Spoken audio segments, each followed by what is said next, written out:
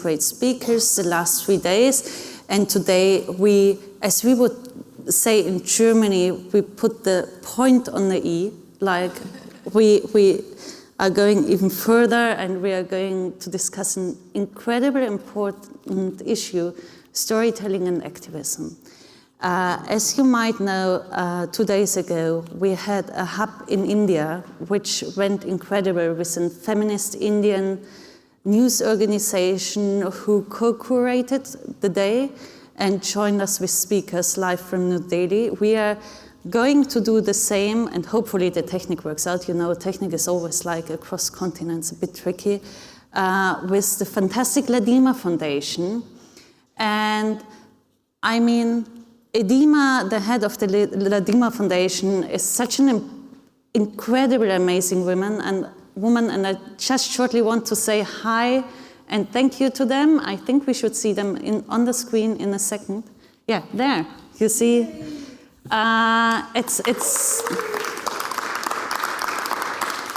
And she brought some really fantastic speakers as well. So hi, Ladima, how are you doing? I'm fine, thank you.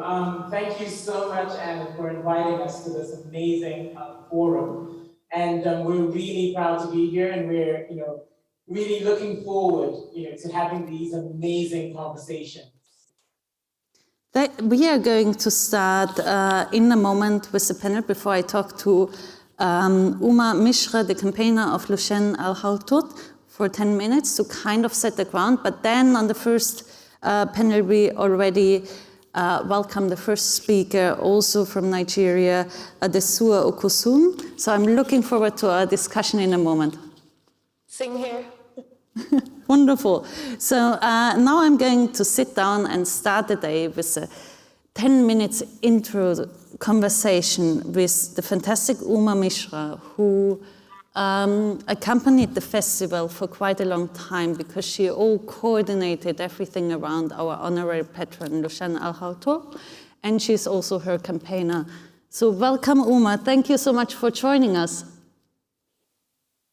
Anna, it's an absolute honor to be here. So, parts of this panel now is in Nigeria. We are here in Berlin, and Uma is the bravest of us all. She is in California. It's someone after 2 o'clock in the morning over there. So yeah, it's 3 o'clock in the morning now. It's so incredible that you join us. I have the utmost respect. So today we are talking about storytelling and activism, and you designed kind of the campaign behind Free Lu Xun. So in your experience of a campaigner, which role did storytelling play in the campaign to free Lu Xun, but also in the activism part of it? Yeah, I mean, that's such a great question. And I want to just highlight the fact that, when I met Lina, so I met Lina in 2019. So this was almost a year and a half after Lu Xun had been arrested, along with other Saudi activists for the Women to Drive campaign. And so she had already been in prison for a year and a half. And when I met Lina, I had invited her to come to the United Nations Human Rights Council to deliver the family's first statement at the Human Rights Council, and really present to the Human Rights Council the story of Lu Xun. Of course, they knew Lu Xun's story, but no one from the family had yet gone to the Human Rights Council to deliver that statement. And when I met Lina, what I really very quickly recognized as a campaigner is that families of human rights defenders that are in prison have very little support from a campaigning perspective on a day-to-day perspective, right? So to really, create, for example, a media list and to create press releases and media releases and coordinate all of that, to create a website where people could understand and really follow the timeline of Lu Xun's arrest and trial, to really gather the information. And then finally as exhausted as the family is, because let's make sure that we highlight the impact that activism not only plays on human rights defenders, but their families. right, who in many cases cannot speak out because of the fear of reprisal, the fear of further silencing, the fear of harm that they face. If they're still in country. In Lujain's family, some of them are still in Saudi Arabia. Walid, Alia, and Lina are outside, of Saudi Arabia, which is why they can speak, but they still face risk in speaking out. And so you add all of that together, and you have families that are exhausted, that have very little resources to actually put forth a campaign on a multinational level to really fight for their loved ones. And so in meeting Lina, I very quickly recognized this. And, I said to her, we need to help coordinate efforts. And so I stepped in kind of as the unofficial campaign manager and really wanted to make sure that people understood not only what the story of Lujain and what Lujain had fought for, because she didn't just fight for the rights of women to drive. She was fighting for women escaping domestic abuse. She was, one of the first women to really register for getting elected into public office. She has fought on so many different levels. And so from a storytelling aspect, it was so critical that people understood the different layers of activism that Lujain has done throughout the years. Of course, the most famous being the Women to Drive campaign, but also how dedicated she is on a personal level to seeing change happen for women in Saudi Arabia, and the cost and the price that she has been willing to pay for her activism. And then on the sideline, the cost that the family has had to pay, right? So now, even still, Lina, Alia, and Walid cannot travel to Saudi Arabia to see their family. Lujain is out of prison. She's released. She's not free. They have not been able to see her. They cannot go and hug their sister. The impact of that from a psychological perspective cannot go unnoticed. And so from a storytelling perspective, all of these different angles, all of these different facets, the human cost on so many levels must be spoken about. I think that was the perfect intro just in our discussion, because you really opened the field very wide. As we have not so much time in the first session, I would now ask our fellow panelists to join us. And I would start with Katja Riemann. She is an actress and director, and she has a film in our program called And Here We Are, which we show as part of the Save the Children series, and about a journalist school on Lesbos, which I think is really one of the amazing films we have here. So please welcome Katja.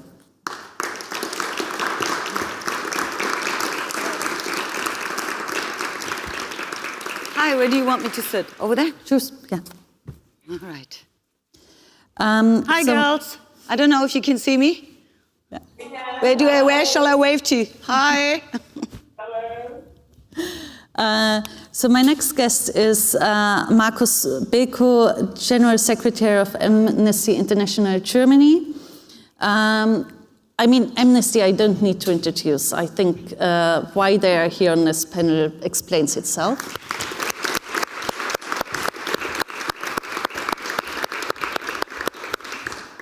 Then it's my pleasure to welcome Martina Dase, Communications Director of Save the Children, who are our main partner this year, and not just this year, but also the last 2 years, and who have an own film series in our program. And maybe to add that for Martina, she is not just the communications director of an NGO, but she herself has a background in filmmaking. So she combines both parts of the knowledge. And then my last guest here on the panel is Timali Kudikara. She came to Berlin from New York. She is in New York with Doc Society and host of the fantastic feminist podcast Mothers of Invention. Give her a welcome. It's about feminist intersectional climate solutions. And if you haven't listened to it yet, once the festival is over, take the time, go on their webpage and listen to them, because they are not only having incredible in-depth conversations, but they're also very, very funny. Trying.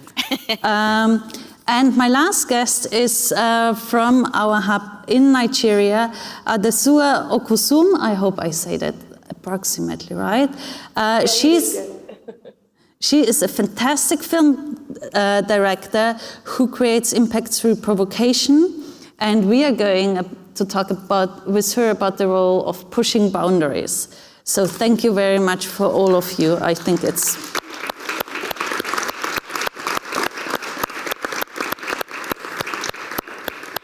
So, as you can see, I've prepared quite a lot of questions. Maybe I'm going to stop in the middle and hold back a few so that our audience can join us as well. Over there is a microphone. Just use it if you have the feeling that you want to ask something. We are trying to create an open discussion. For now, I would like to start by asking Katja, as an activist, and today you are here as an activist for me, how storytelling amplifies your activism, how you use it to, you're working on the refugee issue as an activist for quite a long time, now you have published a book and then a film. How does that come in your whole work as an activist? Yeah, so can you hear me? Good morning, everybody. First of all, I would like to say thank you very much for inviting me. Thank you very much for accepting my film. It's amazing. It's not a very long film. It's my first film as a director. And I'm very happy to kind of enter this world, so it won't be my last film. I'm very honored to sit with all these wonderful guests here and overseas everywhere in the world. So in a way, it's such a relief to be in this kind of bubble of activists and filmmakers who have a specific issue that we are focusing on. So in a way, it's quite relaxing because we're all together and we facing into the same direction, if you know what I mean. So both in the question of human rights, of women's rights, or of climate activism. And that's why I think it's relaxing, because we're saying things and the other agrees. So if we tell stories, and I would consider myself being an artist, if I may say this, and thank you very much for calling me an activist. That sounds wonderful to me, but at the end of the day, I'm telling story as an actress, or as a director, or as a writer. That's what I do. And this is what I did all my life as an actress. So this is probably the starting point for me, when I do documentaries or if I write about human rights work everywhere in the world, I try to find the story behind that, what we know in the news or what we know about from the humanitarians, the real ones at the end of the chain. So I try to in a way, close the gap between what we know generally, and many times it's false information, and then on the other side, the very exquisite, specific information of the people who are within this bubble. So my approach is to tell the story to people who are not in this bubble, who have not heard about all these stories, who just live their lives and try to kind of survive depending on where you were born. So, and I truly believe that we have to combine all the stories that are happening in the world and that are really heartbreaking, to combine them with the many organizations or persons, sometimes solitary persons, who really try to make a change and were partially succeeding. We need to see that there's a... Oh, something happened? Yeah, I think we just lost them, but as far as I know, they can still hear us, and we'll be back in a second. They have internet waves. Yeah, this is the problem with the internet. It's the same in Berlin. It's very bad internet, isn't it? We know that from Zoom calls all over the Here they are. Hi, Hi. you back? I'm back, yeah. I will take the chance and take what you just said to Adesua and ask her, as a director, you just heard Katja, hopefully. So what's your inspiration to make films and what's the impact you're trying to achieve by your filmmaking? Most of my inspirations, especially when it comes to documentaries, it's really telling the stories of Black people and Africans and the stories that that we are experiencing every day. I think that, the inclusion of, and there's becoming a new comfort zone of telling stories of LGBTQ stories, women's rights, and youth's rights. Recently, last year in Nigeria, you should be seeing a lot of documentaries coming out about what happened last year with the protests and the youths.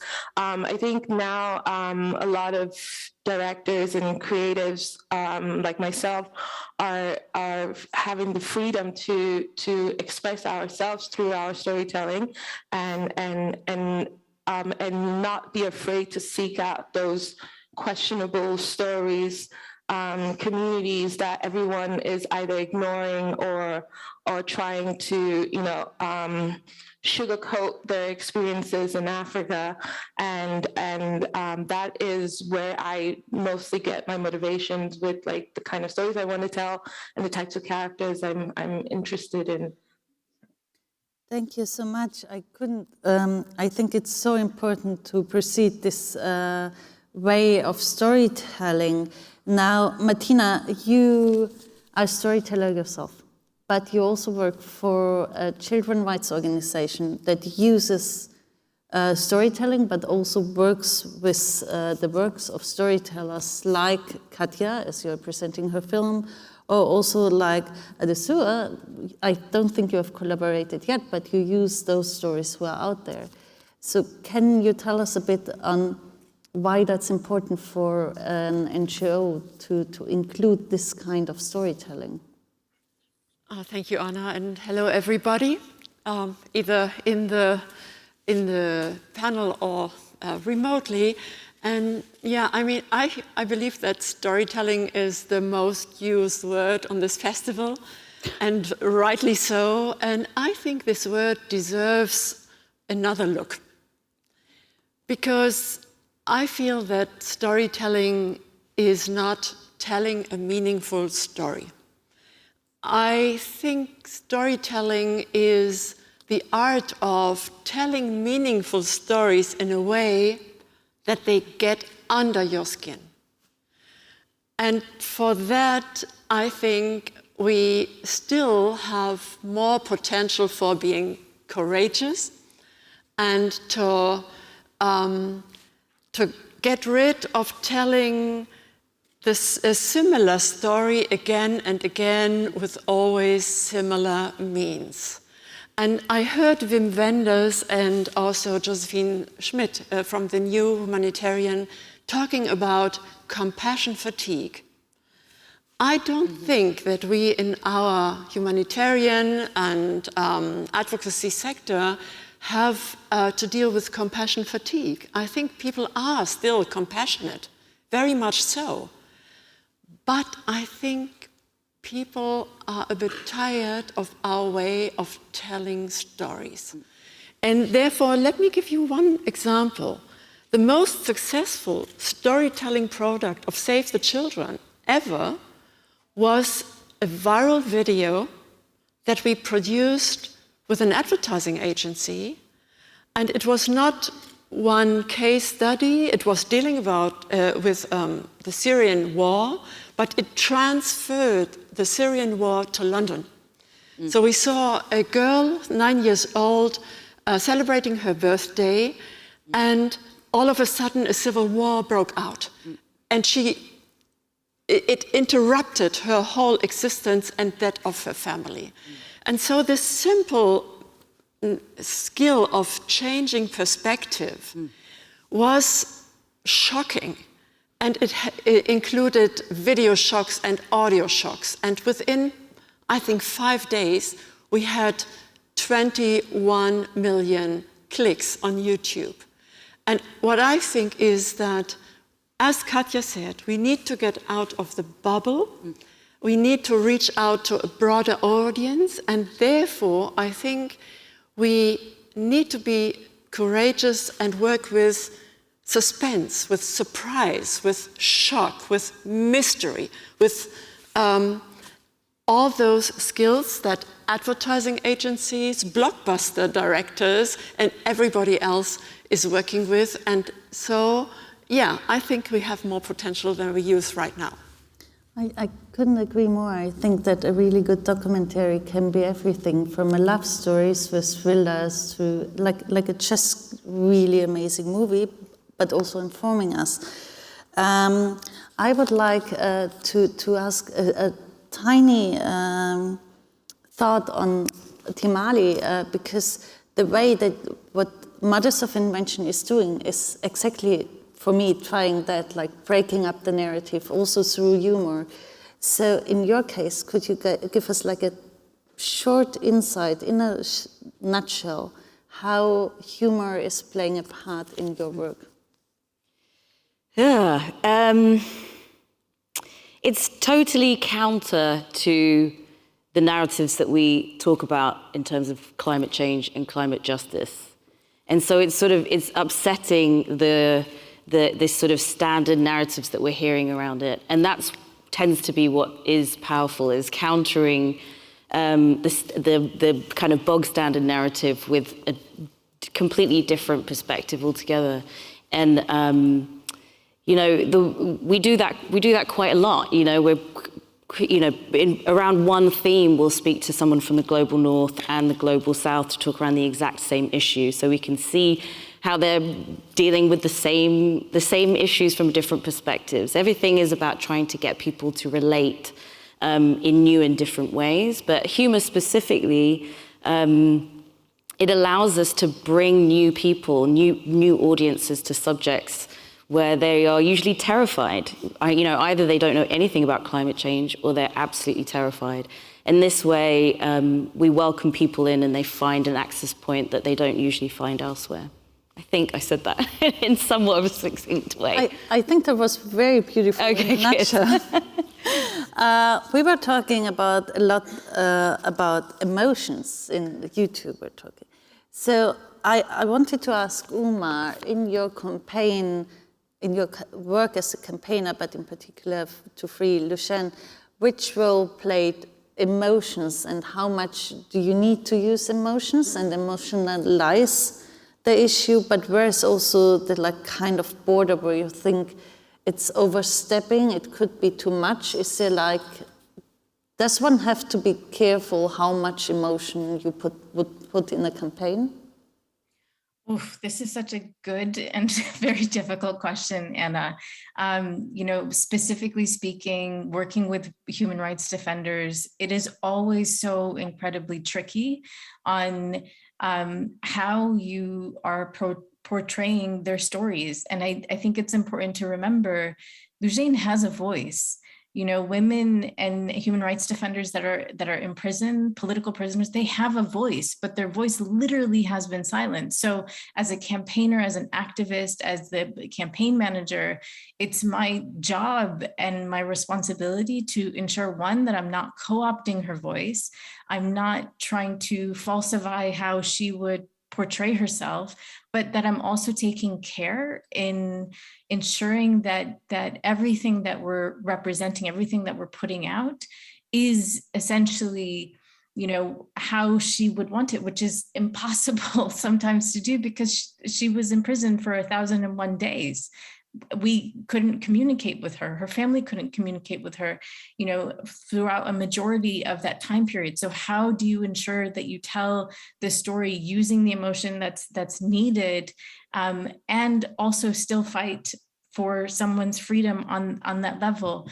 I think just from portraying the reality of what Lucian was going through and has been through in terms of the brutal torture that she she was put through, from being waterboarded to, electrocuted to flogged and sexually assaulted.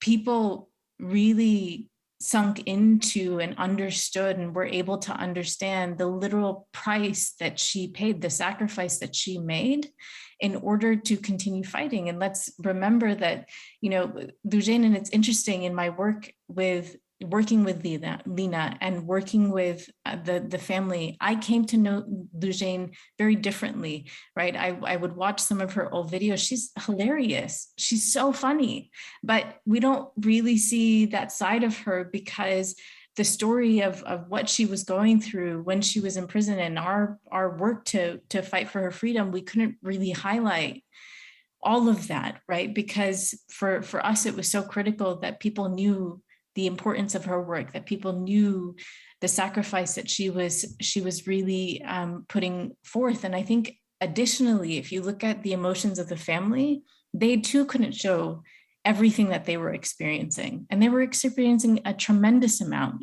from not being able to see Lujain, from not being able to see their family in Saudi Arabia, from the they're doing this work as volunteers, right? Literally, they're campaigning for their sister as volunteers on top of family, on top of requirements of work, on top of school, on top of life in general, right? So that psychological impact and the emotional impact, it's so difficult to convey. I don't know if I've given the most eloquent answer, but I think from a human rights defender's context, it's such a complex web that you have to not only weave, but then walk through yourself in order to ensure that, one, you're not further causing harm to the defender and their family and the stories that you tell and the public nature of the campaign, but two, that you ensure that you're connecting with people that don't know what the situation is in Saudi Arabia, don't know Lujain's story, have never heard of Lujain. And so really it took us time to build that narrative. But, I think as a campaign, we've done a pretty tremendous job in really pushing forward, what Lujain has done and the price that she's paid.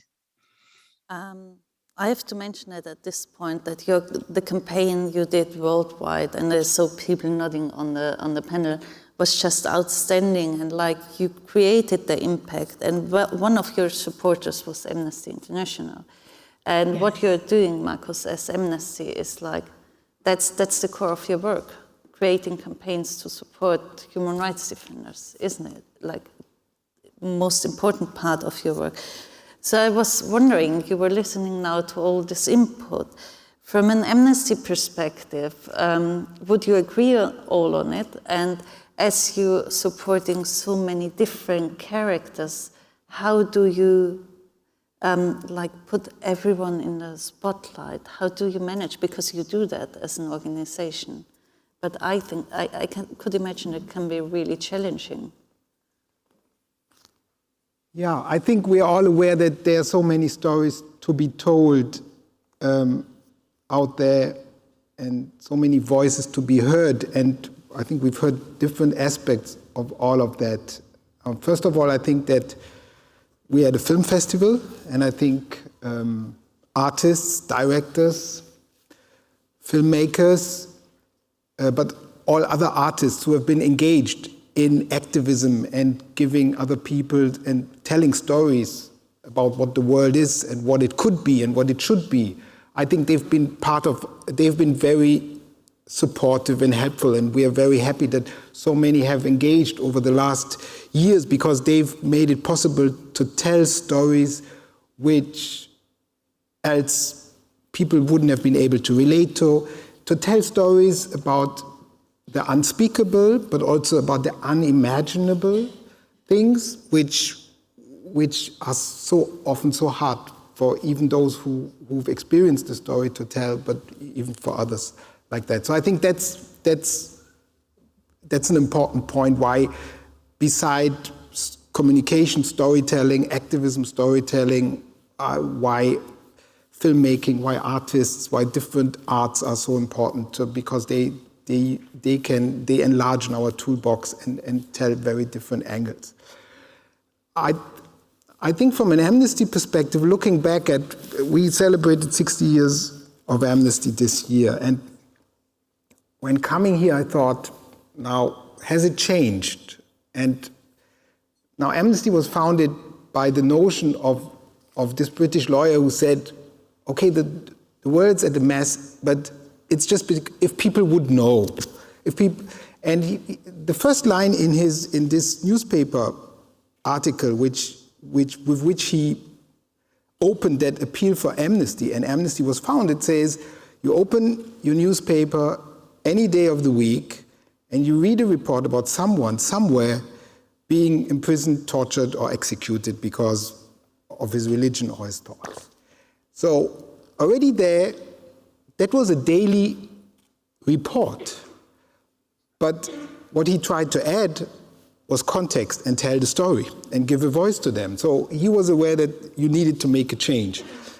And I think while we tried to do that and give voices to people, I think what we are looking currently now at is very different. Because it's not only about adding context, it's not only changing from an amnesty report to telling a story and telling all those other combined stories and the context and the connections and different perspectives. But I think what we've tried to do and what we hope to do, and I think all of us should be looking at, is that besides that we have artists and directors and filmmakers who can tell very different stories, it's very much looking at activists.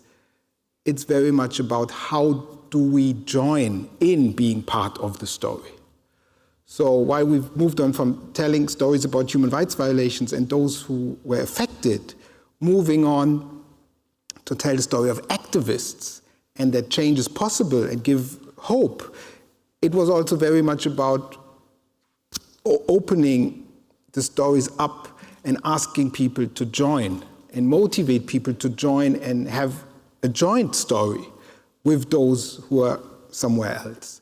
And I think that's if we look at the bigger picture of storytelling and we look at all these movements, be it Black Lives Matter, be it the climate crisis movement, and all of this, I think what we are currently now is why we've learned so much and we are still using and still exploring.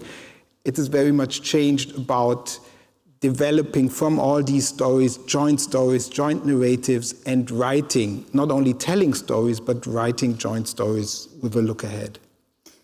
When you just mentioned joint stories a few times, and I was like, Katja did a film about a project that works on joint stories, so I have to ask her, you did a film about Refocus Media on Lesbos, and you not just did a film about them, but you're very close with the organization, and you also gave an acting workshop there, I think. Yeah. So if we talk about joint, who tells the story, and joint production of content and working with Amnesty, what was your experience on Lesbos, where they really create a bottom-up kind of production of stories, who tell the story from this inside, from the perspective of activists? Yeah, so maybe, thank you for asking me that question. So maybe we should just briefly tell what is Refocus Media Labs about. We can't assume that everybody knows it. So it's a film school on the Greek island Lesbos, who are working within the refugee camp Moria. So their students come from that camp. It's a foundation, and what they teach is in 4-month period of time, like a semester, is the technical, the technical education to how to use a photo camera and a film camera, how to do editing and lighting, etc., and how's the dramaturgy of a book, pre-production, etc. So, but it was actually meant to be like an informal education, you know, for like an escape on a daily basis to give the day a structure. Because if you are kept in a refugee camp, nobody asked for this, but then you land in this situation, you still keep on creating your life. You cannot just sit and wait until the time you spend in a refugee camp is over, because you don't know how long it's going to be. So you, in a way, people are always creating. And I've been there last year in August for a couple of weeks and came back in November for a couple of weeks, and this year again. So I see that people are creating. And what they did was actually focus on producing small fiction films. But then, how they call it, the fascists came, the riots started, the first lockdown came, the first school burned down, the next lockdown came, the Moria burned, so the people were on the street, the next camp came, the flood arrived, the next lockdown came. It was a nightmare of obstacle after obstacle. And the students who had all the skills to film found themselves in a situation where they were reporting about their own life, like journalists or reporters in a way. It was never meant to be that way, but they decided to use their skills and tell their very own story. And which was then the situation during after the fires, that these people were actually the only ones who had access to the camp within. So they were reporting for CNN, BBC, Al Jazeera, etc. And that was very impressive, because if you are in that very situation, being in a refugee camp, the approach changes. Instead of reporting about an issue where you just come for a day or maybe 3 days and then document it. And this is why I made this film about Refocus Media Labs, because I'm very much a fan of the expertise that people have. And I guess the refugees have the expertise to tell the story about a refugee camp, and not people who are just coming from wherever. And yeah, this is why I made that film. Thank you so much. I would also like to follow up in a similar way with Adesua. From your perspective, how important is it to work together in your films, which are very important and very striking on social injustice? How important is it to collaborate with activists and to include them in your storytelling? It's extremely important. I don't think I can tell an LGBT story without having someone like Matthew Blaze. Matthew Blaze is a very young LGBTQ activist who has been fighting to help a lot of youths in the community who are either getting attacked, becoming homeless, or just pretty much their lives change overnight once they, the community finds out about their sexuality or whatever. And he's always so active in raising money for these kids. And he's only 22 years old. And, and you see kids like that, and you cannot not tell the story without them.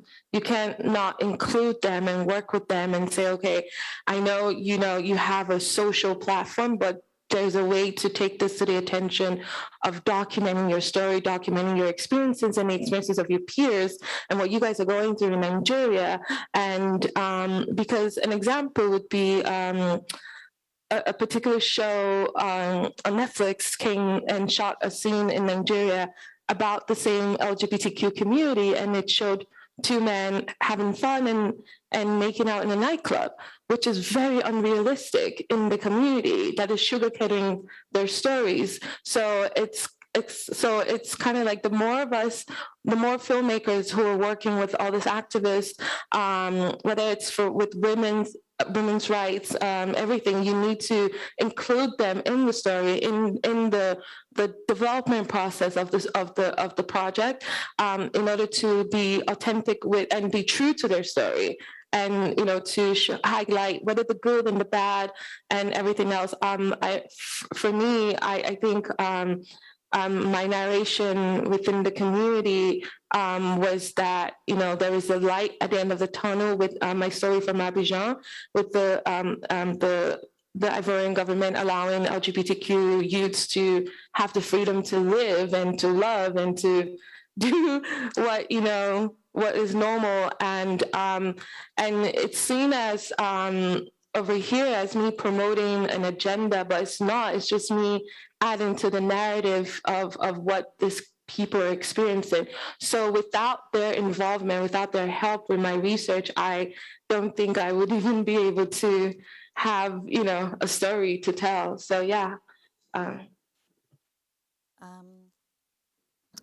I couldn't agree more with you both, like on the way that activists need to be included in the storytelling.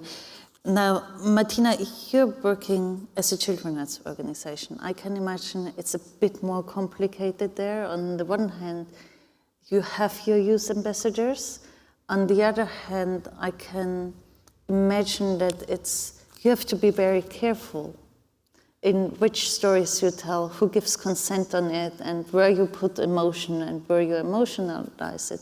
So maybe you could give us a bit of an insight of the challenges you face in this particular context. Absolutely. Thank you for the question. It is really important. And yes, I mean, we are a children's rights organization from the very beginning, and this is 102 years ago. But we are also a humanitarian organization, and we work in 120 countries all around the globe, wherever there are conflicts and emergencies. And therefore, the children we deal with, they are really in a condition that we need to protect them. We need to save their lives. We need to make sure that their rights are preserved. And therefore, of course, we cannot risk that these children are re-traumatized through our storytelling intentions. And therefore, we do have a sophisticated book of rules of how we deal with children and what we ask creatives and media representatives, what they need to follow in order to protect the children that are really shaken up in their whole existence. And therefore, let me come back to my example of the beginning statement. Sometimes it is more easy to fictionalize a story, to be able to really convey the truth and the true emotion, because the children we are dealing with, they are too close often to what they have been going through. And therefore, for us, being part or partner of this film festival is so important, because here we have films by filmmakers who have a longer time to tell a story, who can tell stories that breathe, and who are dealing, if they are dealing with children, like in Imad's childhood, a Yazidi boy who was captured by the Islamic State and was made into a killing machine, and then now tries to find his way back to normal life. The filmmaker had time to spend time with the boy and with his family and with the psychologist who was with him. And I think longer formats are what we need, and we really need to protect the children when we tell their stories. Yes. Yeah, we have seen that with all our filmmakers, that it's so incredible. If you look at the production time of a documentary, of their feature documentaries, they vary from half a year to up to 7 years. And I think it's incredible how deep they get to know their protagonists. Katja, yes, please. I like an open discussion. Because, yeah, I feel in a way, not maybe responsible, but also like representing the film industry, because what you show mainly are documentaries, and of course I couldn't agree more with Martina, what she said, or what you just added, is that you have a longer breath, a longer time, and Imad's childhood is a very good example for this. And I'm preparing my next documentary, and it's going to take maybe a year or even longer. But why am I doing this? Why am I doing documentaries as an actress? This is what I studied, by the way. Because I find it very disappointing what the film industry, especially in Germany, is producing. What are the stories that they talk about? So we're living in a period of time where the stories are just attacking us. You just have to pick them up. You know, you can from each film that is running here, you can create 10 fiction films just by telling the story of one relationship between two people, or one child, or one activist, or whatsoever. You know, and then we're coming up with these poor stories, and I have to be a part of those. Yeah, okay, I do it because I have to pay my rent, and I'm happy that I get offers and I can do something, but I would, you know, and I can guarantee you this, I really try to put pressure on the film industry, and other countries are, you know, they're much better than what's happening here in Germany, but we have to tell these stories also in a fiction way to, as you said, protect those children and to maybe address a bigger audience and to even try to have an approach, what you are doing with Mothers of Invention, where you say, okay, we're talking about deep issues here, but we never give up our human kindness and our kind of humor, you know, telling these stories. And yeah, this is what I really, truly want to do, and we work on that behind the scenes. Maybe we should do a story lab next year, including... Say again? Maybe we should do a story lab next year, including all these feature film producers to Berlin to watch the documentaries and say, like, watch the stories, let's develop feature films together. Totally with Katja, and that was one of the reasons why when we joined the Berlinale as an organization giving a film award at the Berlinale, the first motion was we do documentaries, and then there was a discussion and said no, we want to look at all sections of the Berlinale, and we do see a value in fiction films, and while we could have done more, I think it was important for us to also speak to fiction makers, to directors, etc., and to engage and discuss issues and so on. Because, as Martina said, it's one thing that we learn how to look at stories in a different way, tell stories in different ways, the connected stories, but it's another thing of really using all the variety of artistic fantasy and freedoms and tools we have, and sometimes it just needs to put things into a different place for people to really understand what's going on, or be it a different time, be it a different space, be it whatever. And all of this fiction can do in a very different way. So I think it's an essential part that we really help to look at things in different ways to get the story across. And I mean, there are so many amazing examples out there, feature films about activists or like who really went deep and told stories. My problem is I only can think of British, French, and American productions right now. Maybe that changes. Maybe there comes more information in my head in the next half an hour. We have around 15-ish minutes left before we have a lunch break. So I wanted to open the conversation to our audience.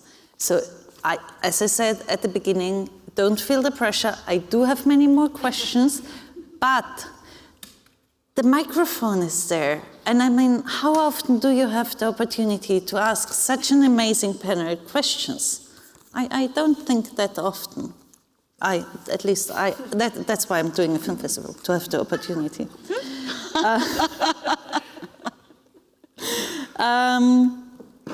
So, Timali. Hi. Hi. You just followed the conversation. And I mean, I want to go back to the activist part. So you try to include very well-known activists with lesser heard voices, and you have a very inclusive and intersectional approach in your work. I think one of the only white male you had was Bernie Sanders, is that right? Yeah, we interviewed Bernie Sanders actually after the season wrapped, so just around Christmas time, which was fascinating because it was the first time that he and Mary had ever met, actually. But we've only had 3 men on the show. One is trans, actually. One is the former president of the Maldives, and the former director of Amnesty International also. But all men of color except for Bernie Sanders also. So yeah, it is very, very, very important to me personally that we create a platform primarily for Black and brown and Indigenous women and girls who don't get to tell their stories around the climate crisis, even though they are the people experiencing the climate crisis from the front lines and have been for generations. And certainly I thought that the climate crisis was a white people's issue until I started working on the show. And that's largely because the narratives are overwhelmingly focused around what's going to happen in the future to people in the global north. But of course, these issues have been happening for hundreds of years to people in the global south. So it was really important to hear from their own perspective as opposed to having it filtered down through white Western perspectives, and particularly men as well, who also are dominating the conversation. So, you know, again, we're putting together somebody from the global north and somebody from the global south with every single issue, because a huge part of the work that I'm trying to do is make these issues so relatable to our dominantly global north audience that they actually feel it on an impactful level. You know, we're developing editorial strategy for the show, but also social justice impact strategy. So we have to find ways to get butts off seats to go and do something, but really that begins with having an empathic relationship to the people we feature on the show. And, you know, we don't have much culture around climate. There's culture around racial justice, there's culture around queer liberation, there's culture around gender rights, but climate didn't really have that when I got started working on the show. So that's a lot of the work that we've been doing also, is helping to sort of develop a culture which now is starting to be rooted in humor. Which is a really powerful tool to both invite people into the conversation, but also it diffuses in very intense anxiety states that people go through. And we talk to a lot of young people on the show as well. And so it allows people to feel welcome, but also you know, temper the emotional state as we go through it. And I do think that the fact that we are a feminist show allows for conversations around humor, around emotion. You know, we can talk about care and compassion, and you know, the whole of the last season was about regenerative futures and self-care at a time when we had this, you know, horrific pandemic on top of lockdown, on top of Black Lives Matter, on top of, I live in New York City, so, you know, we had the US presidential election, which I actually wrote the show to wrap up at the US election. So it was an enormous amount of emotion. So to be able to be amongst mostly women or supporters of women allowed us to be able to have those conversations in a different way. Before I ask Adesua about how provocation and also humor plays a part in your work, I would like to ask Martina and Markus both. I mean, both organizations are working on very serious issues, children's rights and human rights.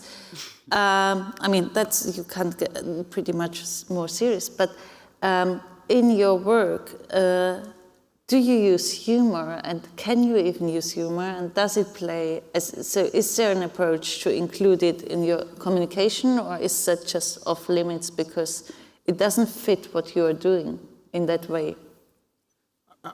I think it was, I think Muhammad Ali said it once, he used a sentence saying,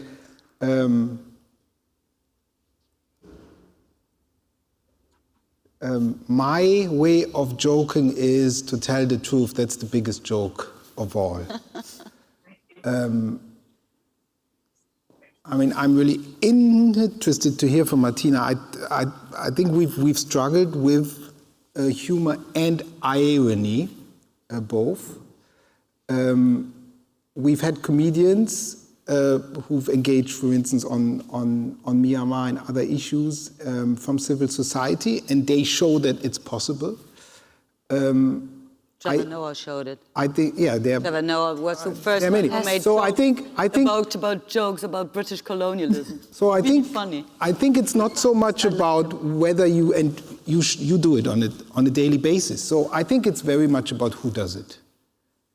Just to add also, because I make a show, the hosts of my show are the former president of Ireland and a comedian and myself. So I think that also adds to the humor of it, is no one really expects Mary Robinson to be laughing about, you know, British colonialism, for example, but she's there doing it. Yeah. And I think that also helps the audience settle into like, oh, wow, yeah, okay, I have permission to do this. So I think, nevertheless, despite what I said, I think it's important.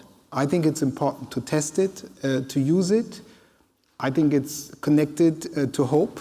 It's connected to energy and to fun, and that's why we need to use it, why we have to be sensitive about it. And I think it's going to evolve and develop the way we find ways to make sure that it's the right people finding the right space for it. So yes, I think it should be used. I think an organization like Amnesty probably is not the first place, but we are open to be a platform for anyone who finds ways to speak out for their rights or on behalf of others by doing it in that way. That's beautiful. I second that very much so. And thank you for bringing Muhammad Ali into our panel. I think that was really smart. Well, children like to laugh a lot. And they and we are all human beings, and we are not limited to a special set of emotions like fear and despair and anger, which is what we are concentrating on most of the time, because that is what we are talking about. In Save the Children, I'm not aware of any taboo of dealing with humor or telling stories in a humorous way, but we don't do that very often, and we can do that more. I agree, Markus, that we really can open up the spectrum of emotions that we use and talk about, and yeah, maybe that is a way forward, one of the many ways forward that we can still explore. And I hope so. I think we need to make the discussion sometimes also more approachable through humor. And thank you so much, Katja, for mentioning Trevor Noah, because he's fantastic. Mm-hmm. Who? Trevor Noah. Oh yeah, Trevor Noah. He's fantastic. Can I add something? Yeah, and then we have a because I also it's just one sentence. I really think that humor is a connection.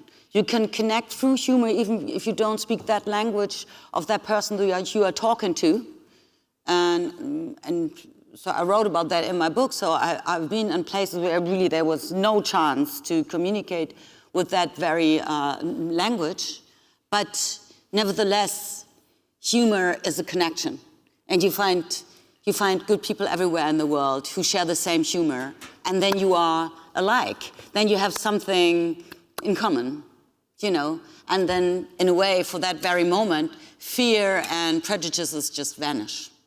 And let me just add this. I think we, as human rights activists or climate activists or all the NGOs, all the organizations, or also film people, I think we have to become groups and organizations and a bubble that everybody wants to join. Because we are funny and smart and nice and polite, you know, and we don't know these kind of borders, and everybody wants to be in a group. Nobody wants to be alone. So we have to be these kind of groups where people are saying, oh, I want to join those people. I don't know anything about it, but I could learn, you know. Yeah. So, and this is why we sometimes maybe have to open up and be, yeah. Oh, you were showing can I add your something? point. Yeah, please, Uma. Ed. Sorry, I just want to follow up on what Martina was saying about stories, especially when it comes to children. It's interesting, because when you look at, and now there's such a movement in terms of diverse books for children, from We Need Diverse Books to Conscious Kid to so many forums, so that, especially as a parent myself, so that we can really ensure that our children's libraries are as diverse and intersectional as possible in the stories that our kids have access to. But it's interesting, and I'm bringing this up because Lina and I have written a children's book called Lujane Dreams of Sunflowers, that is literally, based on Lujane's story. And it was interesting, the process of writing this. One, we were rejected by close to 30 different publishers. Yeah. Two, the publishers had their own agenda of how we should tell the story of Lujane. Three, so many of the children's stories that we see of Black, Indigenous people of color are usually written by white folks who don't have a foot in that world. And so they co-opt the stories and tell them and package them and sell them in a way where it's a massive disservice, or even, creating further harm or reinforcing a white saviorist lens on these stories. And so there is such a critical need, especially when it comes to children's stories, that the stories are written by the families themselves, or the people themselves, or the campaigners that are working on these stories themselves. And I think I'm a human rights activist and a campaigner, but I also have a master's in creative writing. And when I approached Lina with this idea, why don't we write a children's book? I knew that this was not my story to tell. This had to be a co-authored project. Every single word that we chose in this children's book, we literally had to ask ourselves, is this going to put Lujane at further risk? Because at that time, Lujane was still in prison. Is this going to put her family further at risk? And that is not something that, especially for white folks who don't have a foot in activism or in the stories of Black, Indigenous people of color because they're co-opting it, that is not the questions that they're usually asking. So I think it's really important that we understand the complexity in the aspect of storytelling, but then also activism. I couldn't agree more, and I'm looking very much forward to a more in-depth conversation between Markus, you and Lina after the lunch break on exactly that issue. We have a question from the audience. Please. Yes, thank you. My name is Saskia Meyer. I'm a nutritional scientist and also a climate activist since more than 2 years now.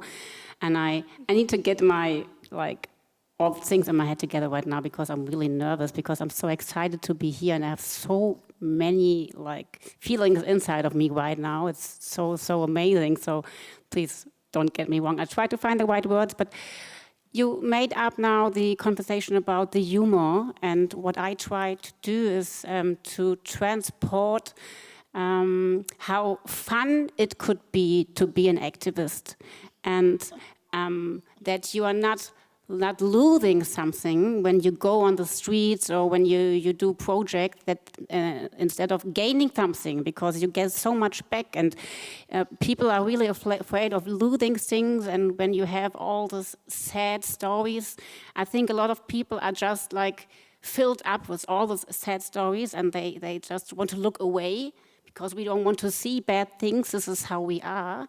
And do you have experiences in telling stories about how amazing it can be to be an activist, and how it makes your life much better instead of losing things, because people are so afraid of losing? And right now with all this Corona stuff and everything is going on, it's getting worse, I think. So what is your experience? What do you think? I'm doing it again. I'm just gonna plug my show. Everybody should listen. Some others have mentioned it will make you feel a lot better. But it's a really important point, and I think, and this is what is so powerful about storytelling, is that certainly with the climate crisis, maybe we'll get 5% of an audience talking about carbon, and data, which is imperative. It's imperative that we know it. But only a few people are going to have an emotional response to the data, right? And you maybe get another 10% off of doomism, and just terrifying people and making them feel anxious and not being able to sleep at night. But actually, I think in our experience, and I'm 3 seasons into the show now, It is creating visualizations for the future that really help people. And this is the power of arts, the arts and artists and filmmakers, is that we are actually helping people visualize what comes next. And yes, there's a lot of doom in there. There is a lot. But we also have 9 years to go in terms of the climate crisis, where we know for a fact we can reverse all kinds of things. And so we need to, there's the right, unfortunately, have a lot of visuals for the future, and for them, a lot of that looks like the past. But for those of us that have, see the climate crisis as an opportunity to create amazing, beautiful, exquisite things, we need folks to be able to fill in those gaps. And humor, again, is a great way of inviting people into that conversation. And I think also, before I give the word to Martina, if you look at just to add an ad block here, if you look at our films, we have so many inspirational stories about activists. And I think it's so important to tell those stories which are positive, sometimes sad in between, but motivate you to become one yourself. So at least take the fear away from being one. But Martina, you wanted to edit something. Yeah, I wanted to recommend you a film. Actually, it's a film that we screened in a special screening. It's called Dear Future Children. And this film talks about 3 activists from 3 continents, one from Chile, one from Uganda, one from Hong Kong. And this film is so inspirational that it made me rethink my own existence. It is not about the fun of activism. In the contrary, it is about the high price that activists are willing to pay. And still, the honesty of this film was making me asking myself whether I have to rethink my whole life. And I think this is so powerful. This film will be in the cinemas from mid-October. It will be shown maybe on a streaming platform. I don't know for sure. But I think it starts in the cinema, actually. The special thing about Dear Future Children, in my eyes, is the honesty. And I think our storytelling as NGOs or the humanitarian sector can also win by being more honest. And by that I mean that we also talk about our failures, that we talk about our errors, that we talk about the price that has to be paid, because I think this adds credibility, and what we need is credibility. Humor is one way, but honesty, it's both, starts with an H. That is also essential for storytelling in our sector, I would say. I also wanted to ask on the part of activism and showing how activists work at Adesua, because you said before you're working with LGBT activists and that it's so important for your work. And do you think that through your films you also empower others or take the fear of them to encourage them to speak up? Sorry. No problem. I hope that's what my film would do. I don't think I go in the intention of I'm going to make something that's going to wake some people up. I'm just going in with the intention of there's a story that needs to be heard and seen by whoever and that, around the world. And if it does trigger something in you to make you see another human being as an equal, that's the most I hope it would do. It's just, I'm not trying to make you get up and start, taking a plaque and walking down the street. It's just seeing that next person next to you who is different, who's unique and, in any other way as you are, but just as an equal and as acceptable. And you can all share this space together, which was created for us. So I think that's the goal for me. And if more comes out of just watching, queer people loving each other, then that's amazing. But it's more like humanizing is what I'm trying to go for. I'm trying to humanize my characters and making them look relatable and giving whoever is watching it the understanding of where this person is coming from, and not so much of and yes, maybe that can help you. I've had people come up to me and say, "Oh wow, I didn't know this about whoever is in the story, and I didn't know about this and about this country, and I'm impressed, and now I want to go visit, and I feel more comfortable." So I think, and it does open some understanding into a world that has been scrutinized for centuries through religion, through politics, and in Abidjan it's still politics. It's only acceptable because of financial assistance that's coming with this. So there's always a catch-22 with it, but still, it's still a positive, and it gives people now an understanding of it's just allowing others to be able to survive and wake up and not be afraid to see if your neighbor is gonna report you to the cops and get you arrested for just having sex, so or whatever, and it's beyond sexuality, and it's just and I think that is my goal for telling my stories. Yeah. I think what you just said was so important, that humanizing people from wherever they come and showing that they're just humans as we are, and making them likable and understandable is such an incredible, important part of storytelling. So my watch just turned from green to red, telling me I'm completely over time. I would take a moment to do a super, super quick last round, asking you. I know, I've seen that, but is it a super short question or a long one? Just let him ask a question. I can be very quick if you want to. Okay, that would be fantastic. I'll make it very quick. I just wanted to tell you, my name is Matthias, I'm coming from Vienna. We came here today with two 13-year-old girls. We took them out of school to show them this film festival. And their media reality today is not a festival like that. There are not many 13-year-old boys or girls here. The media reality of the new generation is a very quick one. It's Facebook, it's not Facebook anymore. It's Instagram, it's Snapchat, it's all of that. And if you want to touch them with stories that go underneath the skin, you got to be very quick and fast. And what I wanted to ask you is, if somebody of you is able to, or if that's on your mind, to tell a story that goes underneath your skin within 30 seconds. And that was my quick question. Thank you. That's absolutely perfect, because this was my last question. So we can do a very quick 30-second wrap-up about either telling a story that goes underneath or mentioning a storytelling project that achieved that.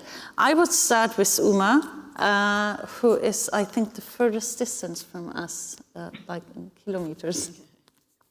I mean, honestly, Anna, for me, it's Lujane, and her story as the honorary patron of this film festival this year. But also, every single women human rights defender and human rights defender that I've worked with, it's their stories as well. I mean, the Human Rights Defender Network is incredible. The sacrifices that people make are incredible, and those stories and the camaraderie and the collegiality that we all have together in order to support each other and lift each other up is pretty incredible. But for me, Lujane's story, hands down, is one of the most inspiring cases I've ever worked on, and it's been such an honor and such a privilege to be able to be part of the campaign. Thank you so much. I would continue with Timali. I'd say a story that we're probably most proud of is the very, very last release that we did at the end of our season. It was 8 minutes long. We released it 2 days after the US election had happened and before a result had come, and we knew it would be that way. So it was very, very, very tense week. I'm sure we all remember. But I got my team, who were all mostly Black and brown women and gender non-conforming folks, my whole team. We put together a Google Doc of all our visions of a climate just future. And I wrote a 8-minute piece basically visualizing, pretending, we acted out the result of the 2032 election in the US. So Mary says, girls, can you even believe how intense that election was? Oh my goodness. And Maeve says, and we've finally won the first Indigenous woman president. Can you believe it? And we go through like point by point. Oh wow, we can pick fruit from the trees on the route to the subway now, and the Department of Creativity has used recycled plastics to build homes, and Bolsonaro's now doing his penance, investing in doula services for Indigenous women in the Amazon, and we keep going on and on and on for 8 minutes, and it's again, even if we had lost that election, it was implying that we still have something important to march towards, and that is inclusive of everyone. That's beautiful, and I love that episode. Yeah. Martina, in a nutshell. In a nutshell, for me, the biggest success will be if I manage in future to find a Hollywood blockbuster director and production company to tell the untold story of our founder, Eglantine Jebb, who was a lesbian woman, over 100 years ago, a failed novelist, a failed teacher, and then she decided to found Save the Children to help the children of the enemy after the First World War. And she was arrested for that. She paid a high price. She was insulted by her fellow citizens. But the result is Save the Children today, the biggest independent child's rights organization on the globe. And I think what we need is inspirational stories and role models. And that would be one story that I wish it will be told one day. Thank you so Talk much. about that. And I could imagine who is Eglantine Jebb. Adesua, I would love to continue with you in a nutshell, like an inspirational story that you have heard or that you have told. Yeah, one of the documentaries that I shot a couple of years ago was about female wrestlers in Senegal, and the women are only allowed to wrestle once a year, only when the king allows them, and whenever he wants it. So it's it's a male-dominated industry, the wrestling world, especially in Senegal. It's deeper than just wrestling. It's culture. It's everything. The men do make money from it, but the women do it for art. And these girls so you get to wrestle until you're no longer a virgin. And these girls from age 13 to age 18, and the only way they know you're not a virgin is if you get pregnant, obviously. So these girls wrestle to prove to the village that they are, they're worth it. It can help them get scholarships to get better education. They get, they get some media attention for it, and they're able to, leave their village and be able to attend schools and have a normal teenage life if they can. So they train for a year until the king announces, time to go wrestle. And everyone comes together from different villages, and these young girls, and you see them, they wrestle and they try to win for their village, and they get this pride. It's not so much of money, you get like honor, you get pride for your village.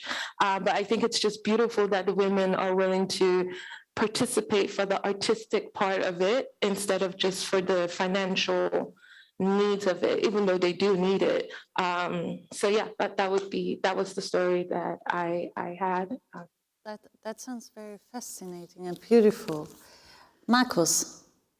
Your inspiration, very short. Very short, 3 lines. We are all born equal in dignity and rights, and despite the fact that this is being challenged every minute, there is an incredible, huge bunch of passionate, clever, smart, nice, creative, wonderful people out there we can all be part of, and that's what keeps me going. Thank you so much. That is beautiful.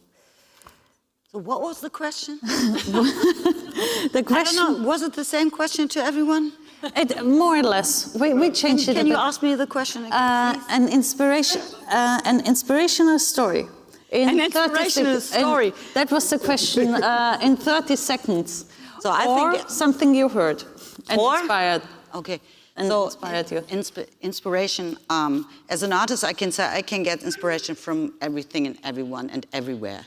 It's just a question how I look at things or people or situations. You know, I can get inspiration by the light shining on the roof, or, you know, how you guys are talking. I love you, and you are so funny. I love the way of your intensity and your humor. This is amazing. So, but this is why I chose to answer the question, you know, which approaches the young people, and I think that's very important. It's but they are more important than we are.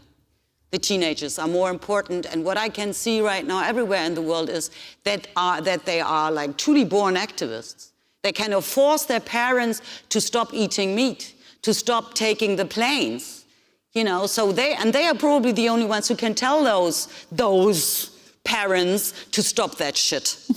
So we have to support these children and teenagers. And yes, there is social media, and it's really hard for young people to deal with it. And I am, how would you say today, I'm a perfect example for mobbing in my teenager years and furthermore. But that was without social medias. Children are killing themselves because of that. So the question is, how do we connect with children and teenagers? And yes, this is what's happening on the street. Like, for example, tomorrow, when we go on the street again with Fridays for Future, which is a huge organization, which was invented by a child.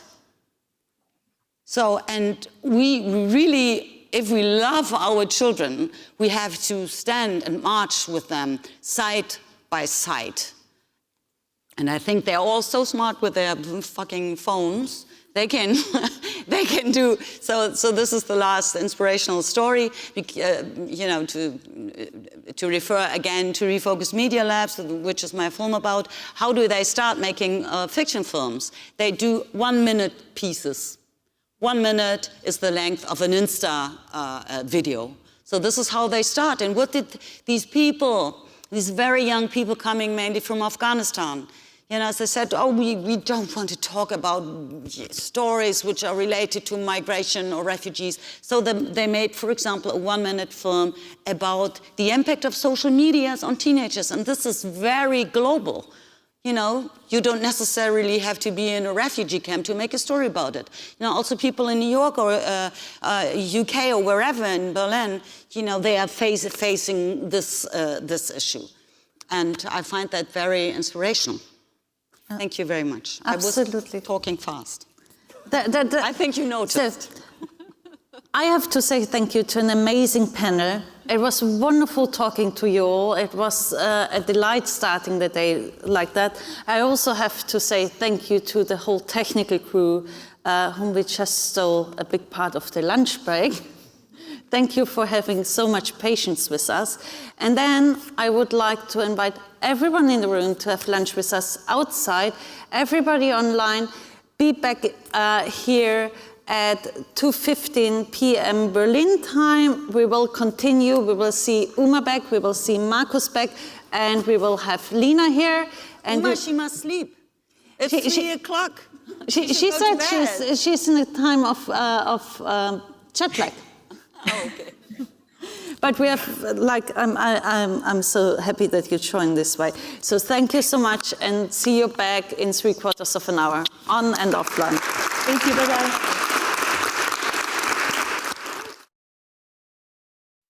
Hi, Hi, welcome back after the lunch break. I know after the lunch break, everyone is like kind in the networking modus and a bit tired from the food, but I promise you, with Markus and Uma here on stage, it's going to be lovely. So it was announced that there would be 3 people on the stage. Unfortunately, Lina had to cancel due to various reasons for this talk today. She's going to be at the screening tonight for The Dissident.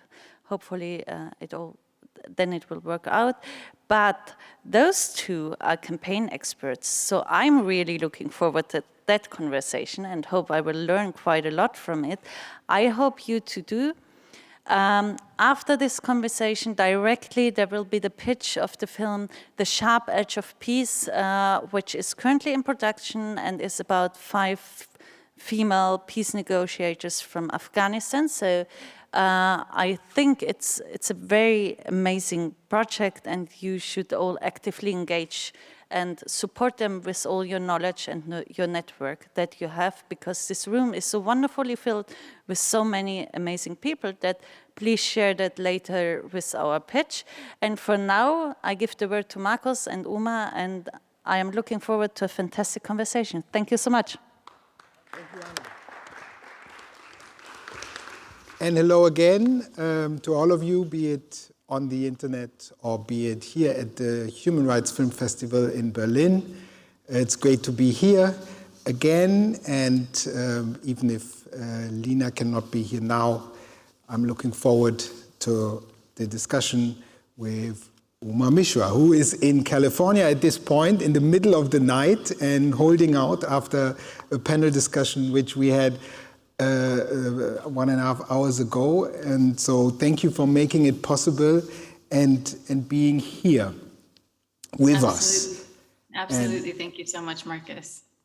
So the last day of the forum at the Human Rights Film Festival Berlin is very much about storytelling and activism. And the session you are joining now is about the power of storytelling. And in case you joined the opening of the film festival, you might have heard Lina al-Hathloul, the sister of Lujain al-Hathloul, who is the honorary patron of this year's Human Rights Film Festival Berlin.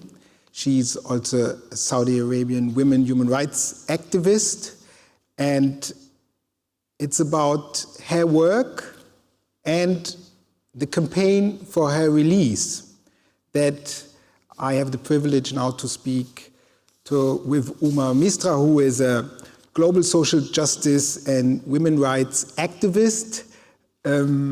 She's a transformative speaker, and she has been leading various human rights campaigns and initiatives, and also brought Lujain al-Hathloul's case to the United Nations, to the United Nations Human Rights Council, and has been working with Lina al-Hathloul and the family on the campaign on Lujain's behalf and for her release, which happened this February while she still has a travel ban and severe restrictions are put on the whole family.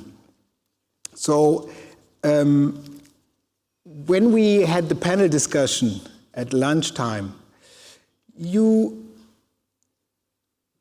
mentioned the beginnings of reaching out to the al-Hathloul family and to Lina, and looking at ways to tell that story from a country which, I mean, being raised in Germany, there's like Saudi Arabia, you know, there's Mecca and Medina, and there's not a lot, and children tales, and we will get back to children tales and children books, but raised in a white German environment, there's 1001 Nights, which is Arabic tales, which is sort of the only storytelling or the major storytelling you might have in mind as a child from that reason. And it's sort of ironic that Lujain al-Hathloul was actually in jail for 1001 days.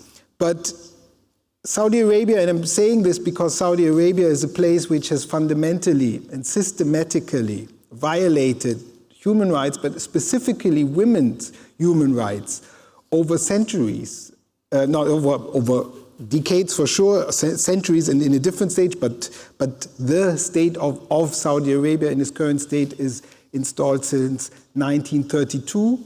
And while there have been some improvements, it's still a state which not only violates human rights and limits civil space to a large extent, but is really a very hostile environment on human rights defenders.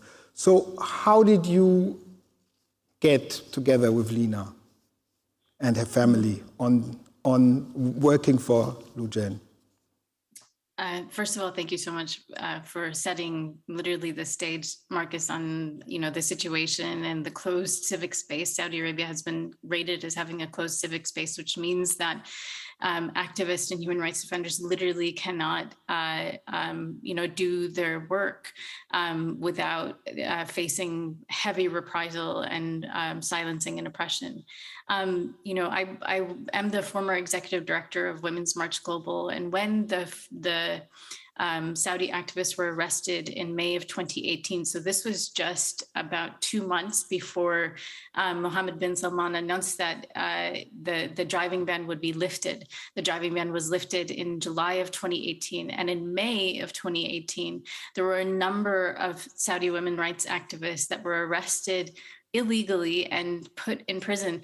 And not only that, there was an incredible defamation campaign that was run by Saudi state media against these women, including Lujain, literally putting their picture on newspapers and on the media with a label of them as a traitor and a terrorist.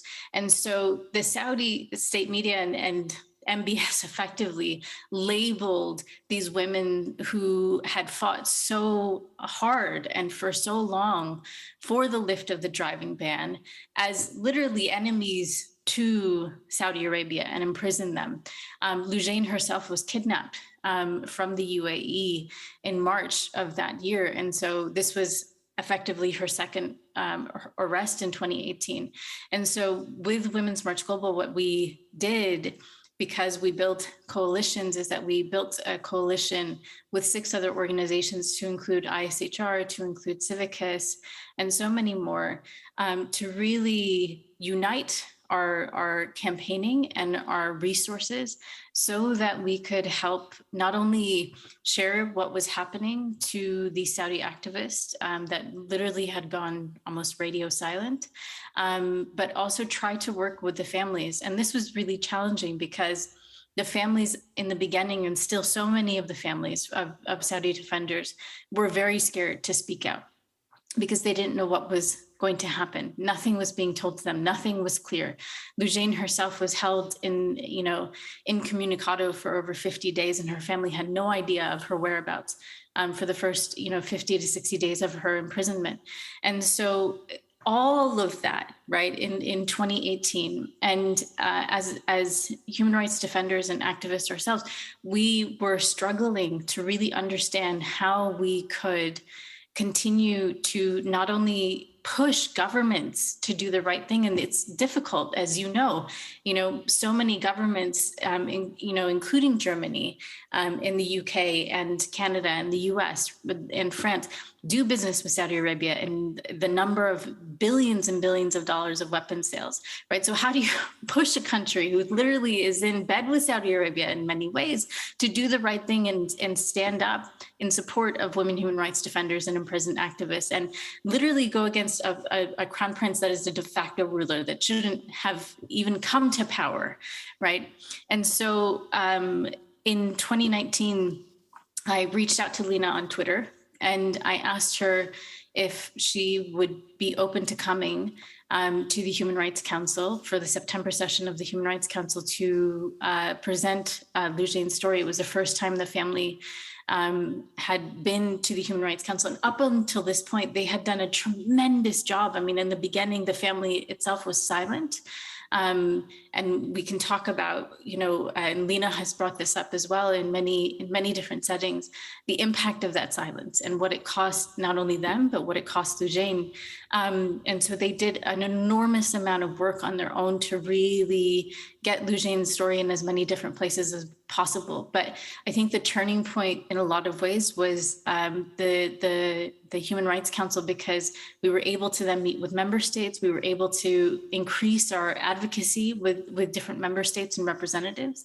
And it really forced me to see, not only as an activist, but also someone who works with human rights defenders, how much is on their plate and how much the families themselves are sacrificing, and the impact that fighting for their loved ones' freedom has. And so that's really how I got started, with the campaign and approaching Lina and really seeing that there was a need for support in supporting the family and working with the family to tell the story of Lujain. So Uma, you just mentioned the Human Rights Council in Geneva as an important point and the moment where you reached out. And you also described the challenges which families of human rights defender, and I do believe women human rights defender in addition, face. What was your impression? How did Lina react at first, and what made the point for the family and her to say, yes, now is the time to step forward in this way? That's a very good question, Markus. I think, and Lina can answer this better than anybody, but I think at the beginning, the family did not want to speak up because they didn't know what the risk would be to Lujain, who was in prison at that point. And when they were able to finally get in, be put in contact with Lujain, and her parents were able to go and see her and see the evidence of the torture, they realized what their silence had cost Lujain. They realized that not saying anything, not being public, had nearly killed Lujain. And that really was a turning point for the entire family let me retract that, not the entire family, because of course the family members that are in Saudi Arabia cannot speak out. So that was the turning point for Walid, Alia, and Lina to really push and be as public as possible. But that too has come with a price, and we are seeing even later this evening, the movie The Dissident, which is, has already been screened. We can see the level of literally the coordinated campaign and attack that Saudi Arabia does to people who dare to speak out. And so Walid, Alia, and Lina have put themselves at high risk in being as public as they are, in being as vocal as they are in their fight to free Lujain.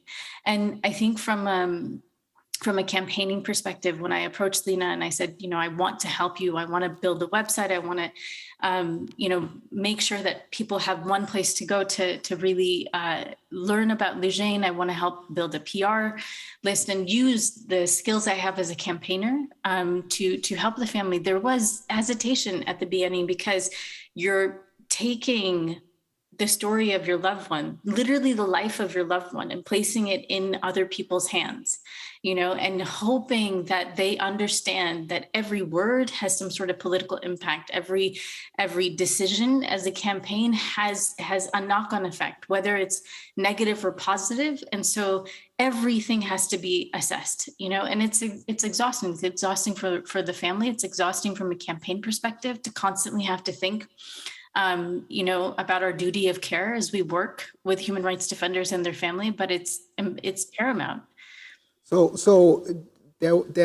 I believe there was quite a period of time where you were working on the campaign, but you had limited access to Lujain herself. How did you manage around these challenges which you just described, taking decisions and trusting the family, or how did you work with your responsibility as a campaigner? Of course, seeing opportunities and but at the same time having to leave the final decision to the family? For me, there was no question. Every decision had to be approved by the family, because this is, Lujane is not my biological sister at this point. She feels like family to me, but this is their family. They know the risk that they are putting themselves in. They know it, but also there's an unknown amount of risk that they put themselves in. And so I cannot be the decision maker in this. What I am is the person that executes the decisions that the family makes.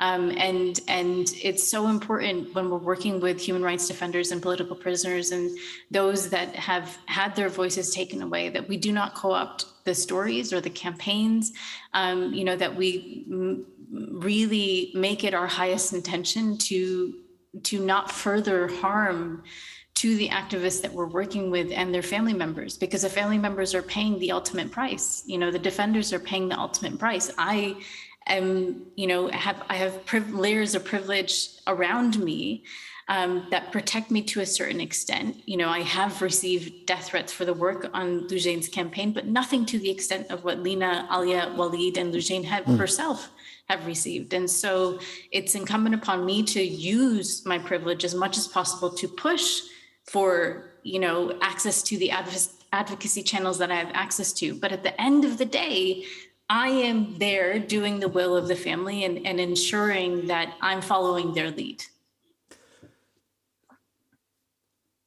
Going back to that testimony of Lina at the Human Rights Council in Geneva, and you said that made the difference. And looking at the silence which often accompanies human rights violations in Saudi Arabia, what did you think? And since then, Lina has spoken in many fora and given testimony in many ways, but the campaign has also taken on.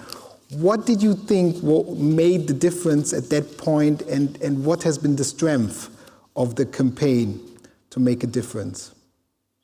I think, first of all, I have to constantly remind myself of this. I met Lina when she was 25 years old. That was just a few years ago. And you have this 25-year-old who is in front of the Human Rights Council. And if you haven't watched Lina's statement at the Human Rights Council, it's literally a minute and a half, but it's incredibly powerful. And she says the name of Saud al-Qahtani. Saud al-Qahtani, this is the first time his name had been spoken publicly in this way, literally at the council. And for those who don't know who Saud al-Qahtani is, he is named in the murder of Jamal Khashoggi. Literally, he's MBS's right-hand person. He was present at Lujane's torture. So there's a connection between Khashoggi and Lujane, unfortunately. And so Lina spoke his name, and I remember her voice as she did it. And it wasn't fear, but it was just the nervousness of saying this person who had literally tortured her sister, who is carrying out MBS's orders in the most brutal way, and having the courage to be able to say that, I think really just echoed at the council that day. But from a campaigning perspective, the family's courage has been unparalleled. They have been so incredibly persistent in their efforts to ensure that Lujane does not become forgotten, because this is the peril that every single defender faces. This is what states, and especially, states that have closed civic spaces, are hoping for, that the stories of human rights defenders, that the stories of women's rights activists are not heard, that their work goes forgotten. And this is what Saudi Arabia is hoping for. They release Lujane, but Lujane cannot speak for the next 3 years. She cannot continue her activism. She cannot travel for 5 years. They want her to be forgotten. And still, we are still here as a campaign. The family is still there, fighting for the full freedom, because let's be honest, there is no justice. Justice has not been served in the case of Lujain or any other women's rights defender that has been released from prison or is still languishing in prison. Justice hasn't even been reached. And so we still continue fighting because Saudi Arabia is counting on us to be exhausted and not speak out and not continue our work, which is not an option. So as you truly said, there are still human rights defenders, many human rights defenders in prison. There are still women and girls being abducted from other countries. You also mentioned that timely around the imprisonment of Lujain, the driving ban was lifted, and this also fits the strategy of the government to make the human rights defenders forgotten and do some changes which might appease the world. So on the one hand, arresting her, but at the other hand, then lifting the driving ban. Now, Lujain was an active human rights defender before the driving campaign, and she also tried to run for elections after the ban on women being part of elections was lifted. And of course, this is a bigger struggle for women's rights, and she was part of the Together We Stand to End Male Guardianship of Women campaign in Saudi Arabia. Women demand the overthrow of guardianship.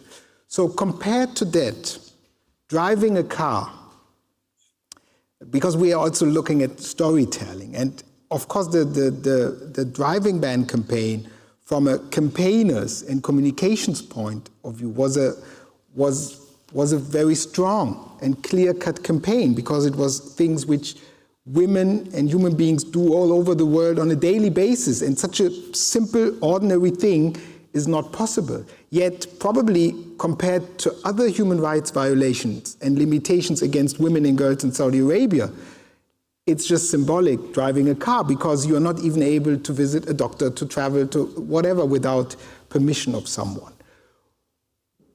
Was that a struggle to realize that the driving ban campaign had a strong campaign element and was important to reach out to people and get the story across how human rights violations were taking place? Or was there also hesitation with the family and with women human rights defenders around putting that at the center? I think there's two parts to the story around the driving campaign. One is the fact that Lujain herself filmed herself driving, right? The first time that Lujain was filmed, her Baba actually filmed her, her father actually filmed her driving after he picked her up from the airport. And the second time Lujain filmed herself driving. And so she had put herself in the center of really pushing for and advocating for the right of women to drive. And let's not forget, driving is movement, right? So if women are not even able to move, we do not have the autonomy. We do not have access to even that basic level of freedom. Restricting movement in so many ways, restricting our autonomy in so many ways is a massive violation on that level. And so from a campaigning perspective, it was I wouldn't say easy, but it's something that I think everyone can understand. When we restrict freedom of movement, when we restrict autonomy, there's something that's easily recognized and that people can connect with on a campaigning level. The other side of the story, however, is that Saudi Arabia has spent literally millions, right? They have PR companies in the United States and in London that they have hired to run incredible PR campaigns in support of not only MBS, but when the driving ban was lifted, you had a princess on the cover of Vogue Arabia sitting in a car at the same time that Lujain and other defenders were in prison being tortured. You had a princess on the cover of Vogue Arabia. You know, MBS himself did an incredible speaking tour, spoke to Oprah, went to 60 Minutes, you know, did this whole PR tour of the United States during that time period, went on CBS. You know, to push for the fact that this was such a great reform, and yet the reformers who pushed for the reform were imprisoned, you know, and so two sides to this driving campaign: the storytelling that Saudi Arabia literally invested millions in, and then what campaigners and activists in the family and Lujain herself have had to carve out. Right, the reality that this has been such a long, hard fought for thing, and this reform that Saudi Arabia has touted as such a great reform, you know, that has helped to push the image of women's empowerment and women's freedom in Saudi Arabia, has literally come at the cost and the service and the time and the dedication and the sacrifice of women activists, including Lujain in Saudi Arabia. Now, Lujain is still under house arrest. She has a travel ban. She's not free to move. She's not free to talk. Just like some of the other women human rights defenders who have been released, others are still in prison, are still being ill-treated. Now, we are sitting here, you in California, we here in Berlin, others on the internet. What is the next aim for the campaign, and what is it that we all need to do? I think that, you know, and Lina has said this many, many times, and the family has said this many times, silence is not an option. We have seen the power of when, you know, organizations like Amnesty have been so incredible in their support of Lujain and other women rights defenders. We have seen the importance of campaigning, not only from an organizational perspective, but also working with regular people who don't necessarily know the story of Lujain and asking them to speak out, asking them to contact their MPs and their governments, because the fight is not over. There are still women human rights defenders in prison. There are still political prisoners in prison. Lujain has not received any justice for torture, for her illegal imprisonment, for her, you know, the defamation campaign that labeled her a traitor and a terrorist in her own country. And so as a campaign, we still continue to call on governments to do the right thing, to not whitewash their, you know, Saudi Arabia's crimes, to not do business with a country that continues its violent repression against activists. Lina herself has said, you know, Saudi Arabia is a police state. And so why would governments choose to do business with a country that has such a gross human rights violation and record? And so really here is where public pressure is so sorely needed. And, you know, again, as you so beautifully pointed out, Markus, we are sitting here in our layers of privilege, you in Berlin, me in California. And so it is incumbent upon those who have safety, those who live in spaces, you know, which are effectively trying to be shrunk every single day in terms of our ability to speak out. But if we can speak out, we have a duty, we have an obligation to speak out, because whatever happens to Lujain and other human rights defenders then impacts, right? We need to understand this is not just a closed situation. Whatever happens in Saudi Arabia or in any other part of the world has a knock-on effect as to how human rights and our inalienable rights are then perceived by other governments and member states. And so we have to remember our connectedness in our fight for our collective freedom. We have to remember our connectedness in the sacrifice that human rights defenders and defenders like Lujain have given so that we can have a voice. Thank you. And I think that's a call to all of us. But looking at the future, and we in the panel at lunchtime, we discussed the power of the future in young people and the next generation. You have also, together with Lina, and in the spirit of Lujain, you are about to publish a children's book. Can you tell us about it? Yes, we are so excited about it. I mean, this has been years in the making. We wrote Lujane Dreams of Sunflowers, which is a children's picture book, which will be released on the 8th of February, 2022. So just in a couple of months. We wrote this while Lujane was still in prison. And the goal that we had, and when I have a almost 7-year-old at home, and she met Lina. She's met Lina a few times. Lina's been over to my apartment. I've cooked for her as any good brown person does. We want to feed people. And so my daughter was asking a lot of questions about Lujane. She was asking, why Lujane is in prison. What did she do wrong?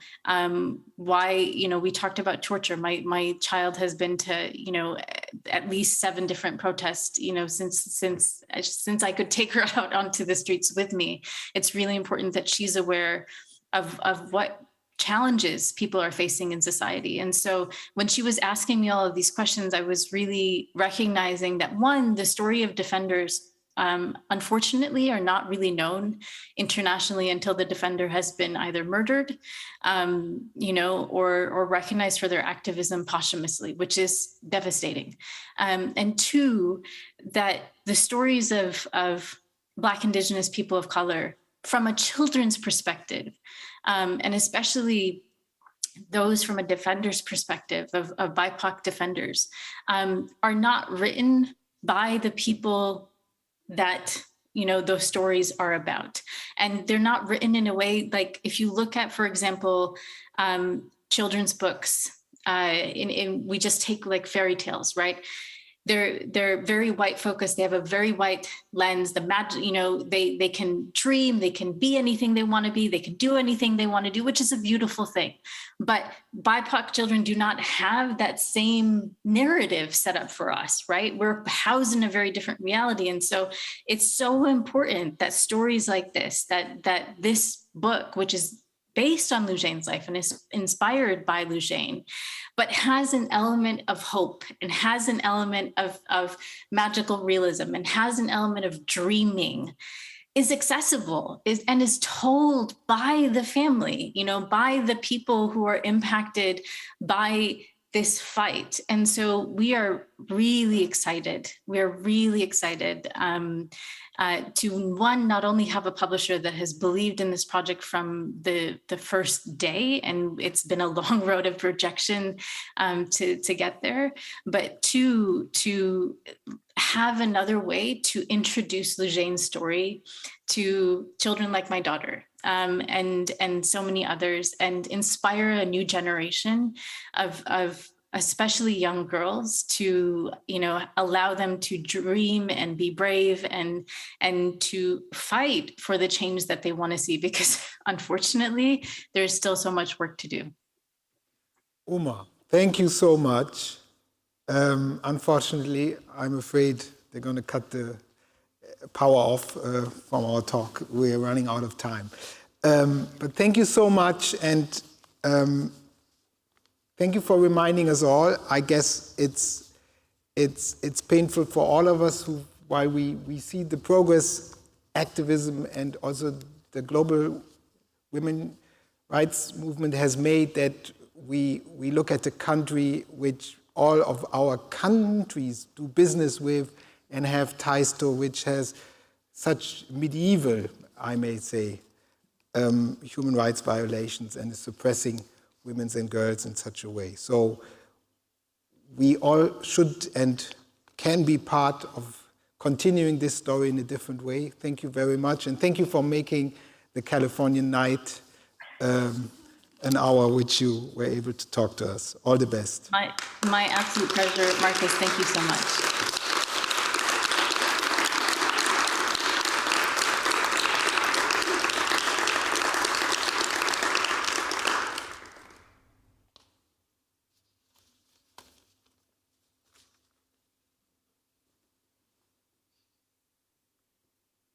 Thank you so much, Markus and Uma, for this very touching and important conversation you've had. We are going to continue now with a film pitch. It is called The Sharp Edge of Peace, and I'm really thrilled that we can actually have the filmmaker here with us virtually, because that is very special.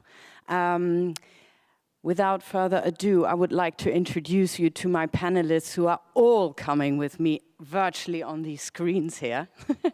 So we've got Roya Sadat, the filmmaker. We've got Leslie Thomas, the producer. We've got Karen Kaniki joining us from the Rockefeller Brothers Fund. We've got Rachel Reed. I think we'll probably, because we are all online, we will get you a little bit scattered onto the screens. Rachel Reed is an international consultant specializing on human rights advocacy. And then we're really happy also to have Hannah Neumann. She's part of the European Parliament. So thank you very much. I will now hand over the word to Roya. And then Roya, just say, if whenever you want to play the teaser of your film, just give a little hint to our technical team. Just say, right, thank you very much.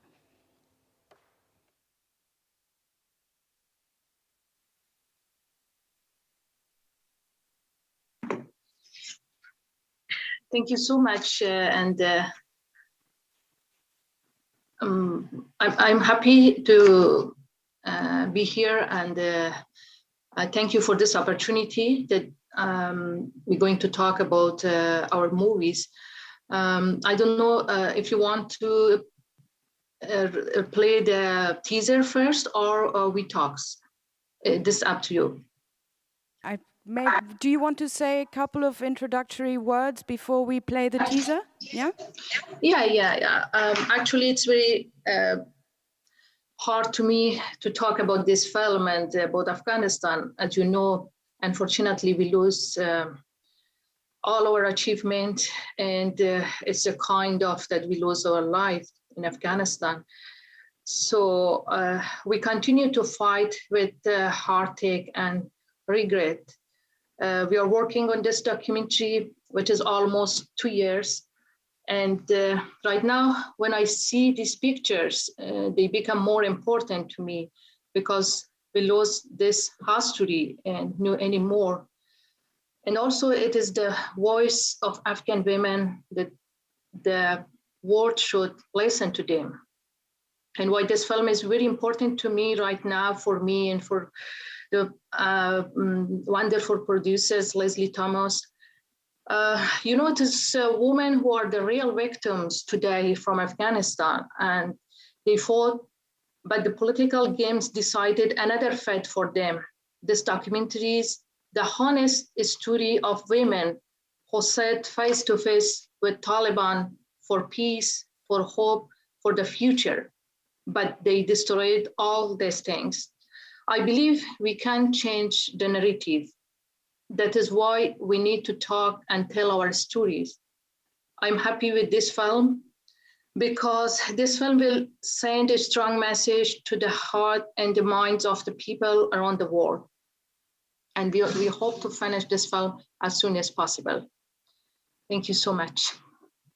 Thank you, Roya. So then we'll play the teaser now.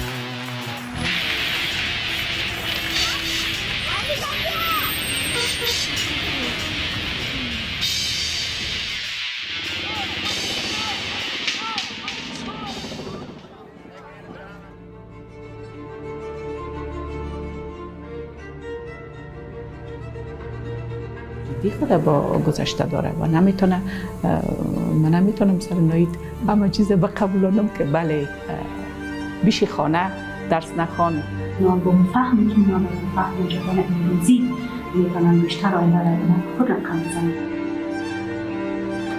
ما فکر میکنم ما باید توقع خود بسیار منطقی از این پروسه داشته باشیم. ما حداقل 25 سال در سالهای اخیر جنگ کردیم و 40 چند سال است که در افغانستان جنگ میکنیم. I'm not worried about the withdrawal of troops. I'm worried about the withdrawal of troops without peace intact. د 400 طالب زندانیانو د خلاصون په خاطر باندې کله چې رئیس جمهور حکم وکړ چې باید لوی جرګه راوغواړو د افغانستان د ولسونو نظر ولرو.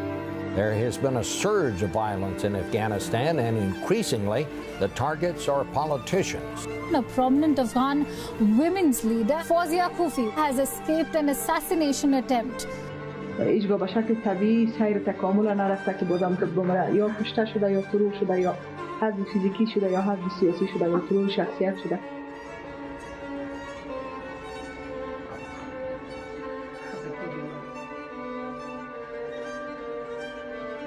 It took hard work and sacrifice to reach this moment, and it will require enormously hard work and sacrifice to keep it alive. میکنم که کسایی هستن که اصلا نمیخواین، کسایی هستن که نفسشان از دستشان ساخته است اونا میکنن. We have a proverb that you cannot wash blood with another blood. You need water to wash blood. So we really need to pour a lot of water to clean up all the bloods that has been in this country for 4 decades.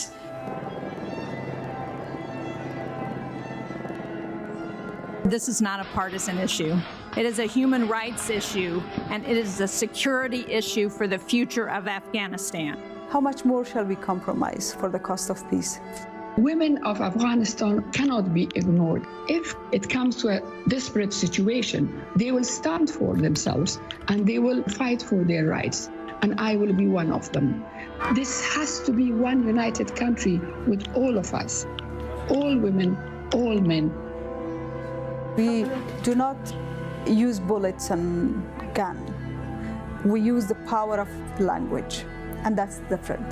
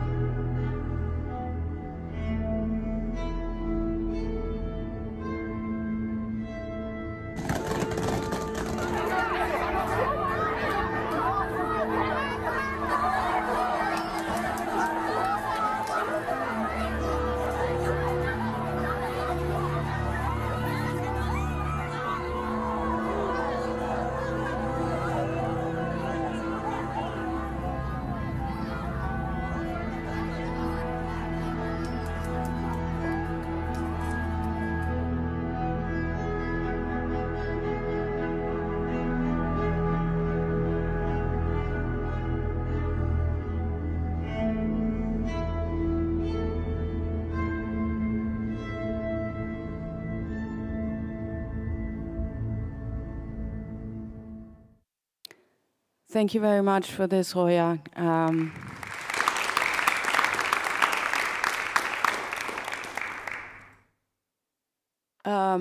Leslie, would you like to say something about where you wish the film is going? Where you at? Thank you so much. Yeah. So, as you can tell by this trailer, we started this film and filmed 2 acts, which we thought and hoped would end with a shared government and that we would be able to document that process. I'm so sorry, I'm having a bit of a dog issue here. I hope you can hear me. We like dogs, we like kids in our pitches as well. Great. And what we now see is a monstrous change. Normally, outreach campaigns have 3 points, 3 asks. We have 1 right now. We need to finish this film. And then what we need to do is say there's a golden moment right now. The world can either accept the veil coming down and the walls closing. Right in this moment, we can all say this is normal. We're sorry. We're going to move on and leave half of the population of 38 million people behind. Or, as my friend Kathleen Kuhnhast at U.S. Institute of Peace always says, in this golden moment, we can say it's not okay and push for the change and the rights these women and girls and minorities deserve. So we are hoping that this film, helmed by Roya and her incredible team, and following and inspired by Fazia Kufi and Fatima Gilani and Sharifa and Habiba and all the women that they represent, will show us who we're fighting for those of us who are allies, and who they are fighting along with for those women of Afghanistan. And we hope that the film and all of the folks that we hope will help us push it out everywhere will explain why we do not have to give up. It's very frustrating. It's very disappointing, but we do not have to roll over and accept this. And we do not want to, in a year, and in 2 years, and 3 years, and 4 years, having a conversation about how do women get to go back to school? Can they drive? Can they come behind the veil? We do not want to leave them behind. And right now is our opportunity to stand up. Right. Thank you. I think we've also, over the last couple of days here at the forum, there are two big takeaways. We need to build communities. We need to build strong alliances. And we need these alliances to get the stories out that need to be told. And this is definitely a story that needs to be told. I wonder if I can go to Karen Konicki, who I know is already involved with a project, tell a little bit about how she can, how she wants to get involved or is involved already, and what you can do for this film. Thank you. It's a pleasure to be here today with all of you. So the Rockefeller Brothers Fund, through our grant making to civil society organizations over the past couple of years, has really tried to support civil society efforts to advance an inclusive and comprehensive peace process, because we do know that when the people who are most impacted by negotiations aren't in the room, we know what the implications of that are. We were, and we are still so excited to be one of the funders of this film. You know, when we thought it would be a great opportunity to tell the story of the 4 women negotiators through the lens of Roya and her team. And early on, after the US Taliban negotiations were announced, I believe it was in 2019 or so, Afghan women's organizations were fiercely advocating for their inclusion in the talks, and that they have a say in the future of their country. When the negotiating team was announced, there were 4 women that were on the team, which was amazing, and they're all incredible people, but it's still 4 women in a relatively larger negotiating team. And in the context of negotiations like this, there are so many questions that come up, especially in a context like Afghanistan, given the history of the Taliban around what does peace look like? What are the costs of peace? Who gets to define peace and its cost, and for whom? And we knew at the time that it would be a compelling and powerful story, and most importantly, a chance for Afghan women to tell it for themselves. And I think I'll just say on, you know, looking forward, given that so much has changed in the past month plus, I think this film shows a lot of strength. One of the things that has really stood out to me over the past couple of years was, and that is reflected in the teaser for the film, is that Afghan women have been and continue to play various roles to build peace in their country and fight for their rights. And I would argue that those two are inextricably linked. You know, and of course, in the trailer we see there are the 4 women negotiators who are negotiating on behalf of their country. You also see at the end there were the women who were out in the streets protesting, and you know, we have these stories. We know too that Afghan women's organizations have been organizing, mobilizing, advocating, and even though things have changed so dramatically, I know that that work will continue. And I think for us as an international community, it's on us to take their lead, to stand in solidarity and to support them in ways that they think is needed. And just as Afghan women took on a variety of different roles to build peace in their communities, you know, those of us who want to stand in solidarity can take on various roles too, whether that's talking to our elected officials or educating our communities. There's a lot that we can do, and documentary film, especially The Sharp Edge of Peace, I think can be a really good tool to educate those who want to learn more about what has happened in Afghanistan, or who want to add some maybe nuance and depth to the media reports they're reading about Afghanistan. And I think it's a really good tool for mobilization to act and to stand in solidarity. And most importantly, too, I think it does give us hope and strength. It is an incredibly challenging moment. I don't think that can be understated, but I do think there is a hope and resilience that comes through in the film. And I'm really looking forward to seeing the finished product. So thanks. Great. Thank you so much, Karen, for these words. I think there was a lot in there that is just so vital right now. It feels that politicians somehow were at the end of their wits and left, and now it's down to also organizing civil society and just get behind these people and just do whatever we can. I wonder if I can go to Rachel Reed. She's been working with so many different organizations, has been consulting them. Rachel, what are you doing right now? Because I know that you are very much involved with the situation in Afghanistan. Can you give some examples what you're doing right now and how you see a film like The Sharp Edge of Peace can be involved in anything you're doing?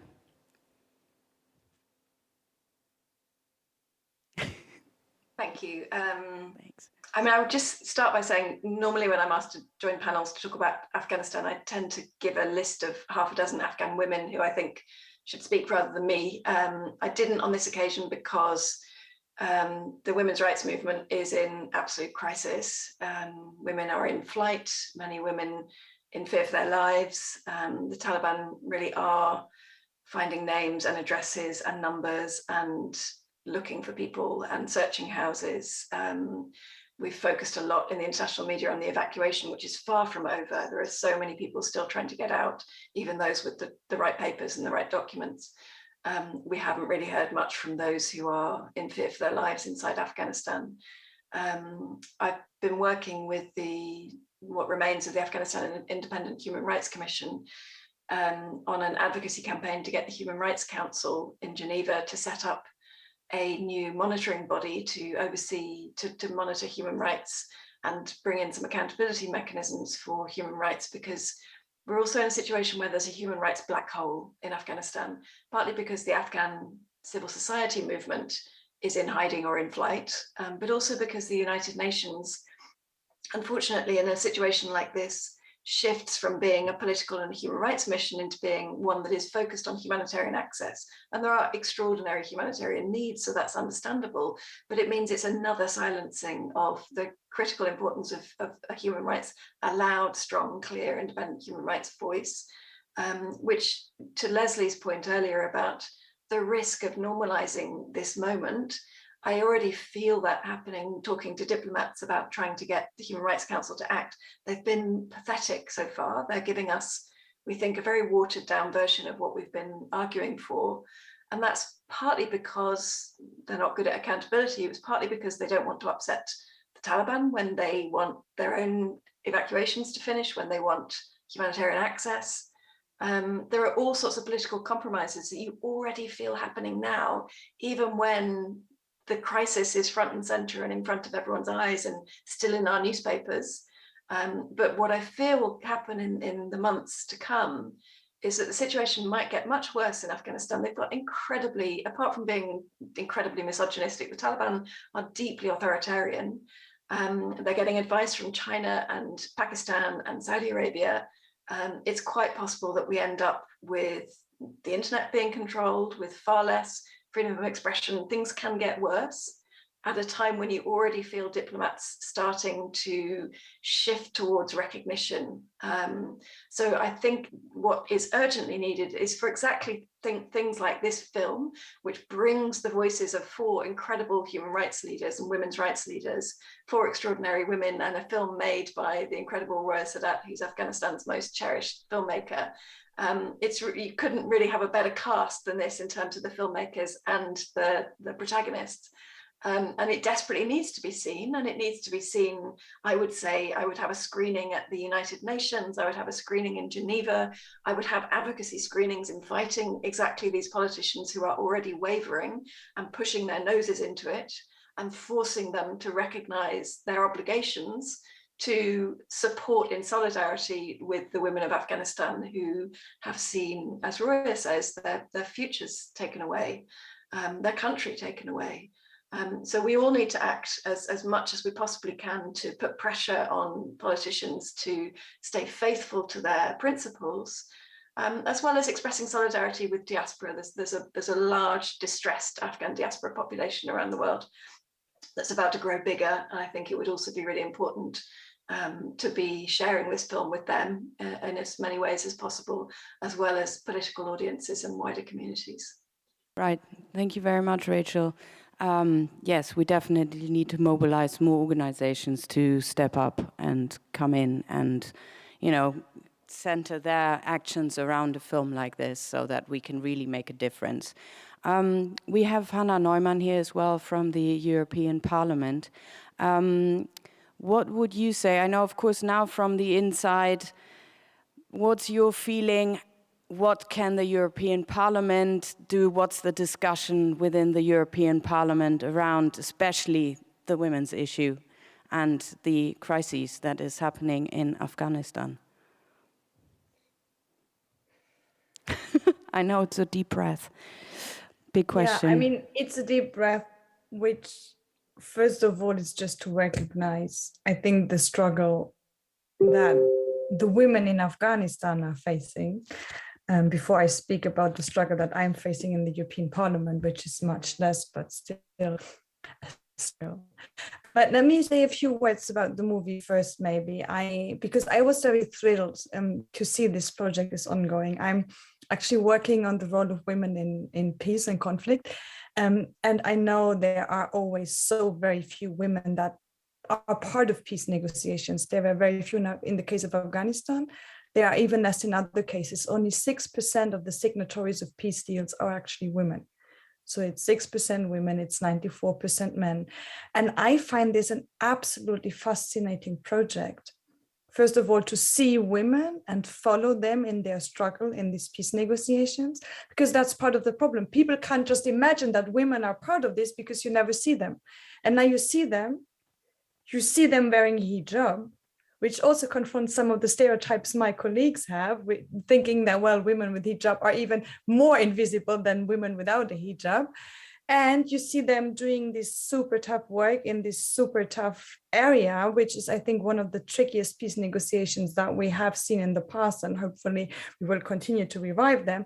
But also to see what makes it so hard for women and people who are not politicians, and part of this system for all the time, what makes it so hard for them to join because of the resources you need, the knowledge you need, the access you need. And to experience that, I think, would be an eye-opener. I mean, for normal people, but even for people like me and my colleagues. So I would be super happy if this project will see the final stage.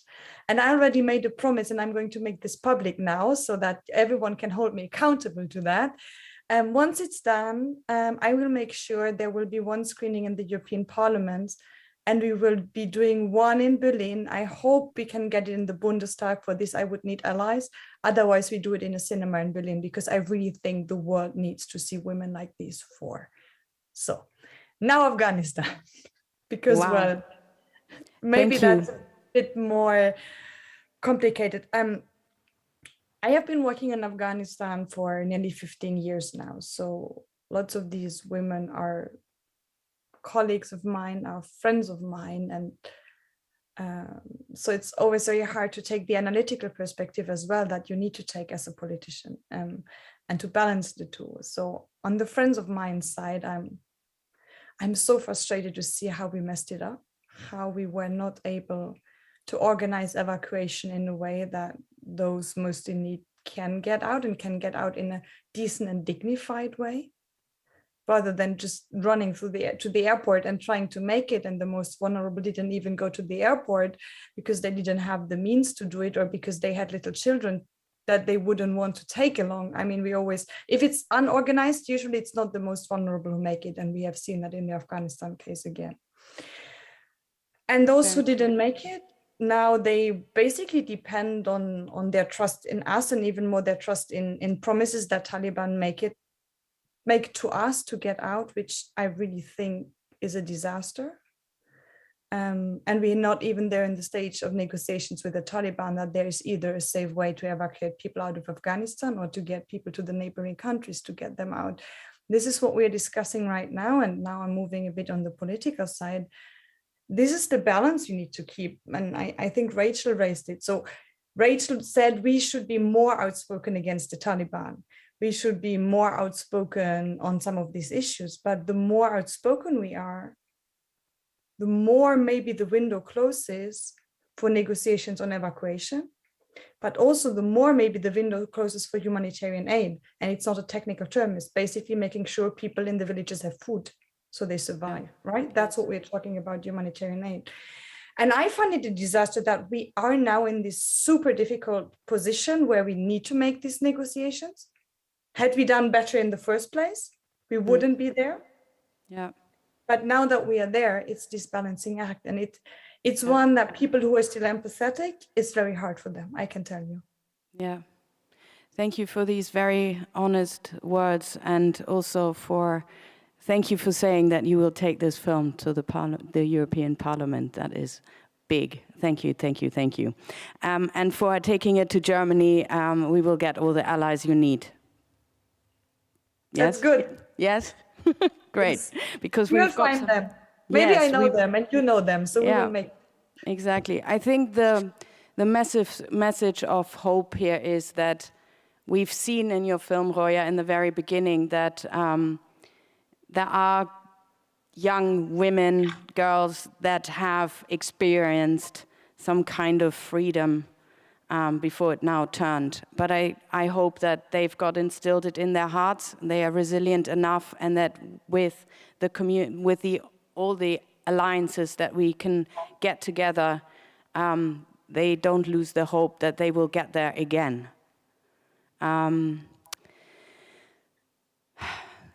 Anyone from the audience having a quick question before we have to go to the next one? Okay, well, let me just say thank you so much for joining us today. I think this is hugely important that we talk about this. And Roya, keep making your film, and we'd love to see it very soon. Would you like to say a final word? I can see you want to say something. Yeah, thank you so much.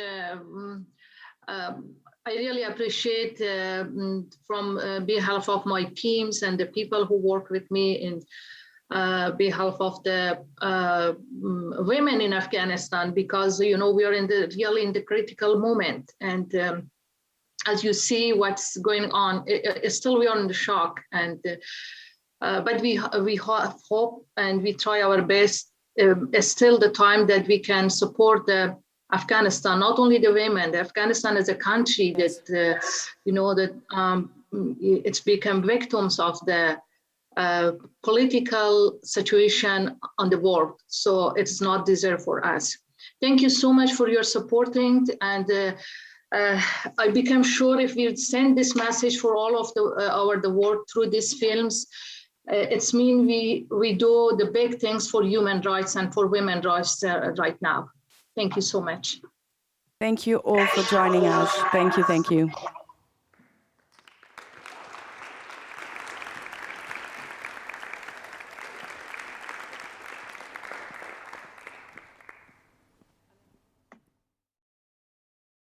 Me, the wonderful Hannah Neumann you already met, and Atifa von Ayapo are going to do a very short and intense 10 minutes intro in the issue of women at the peace negotiation table.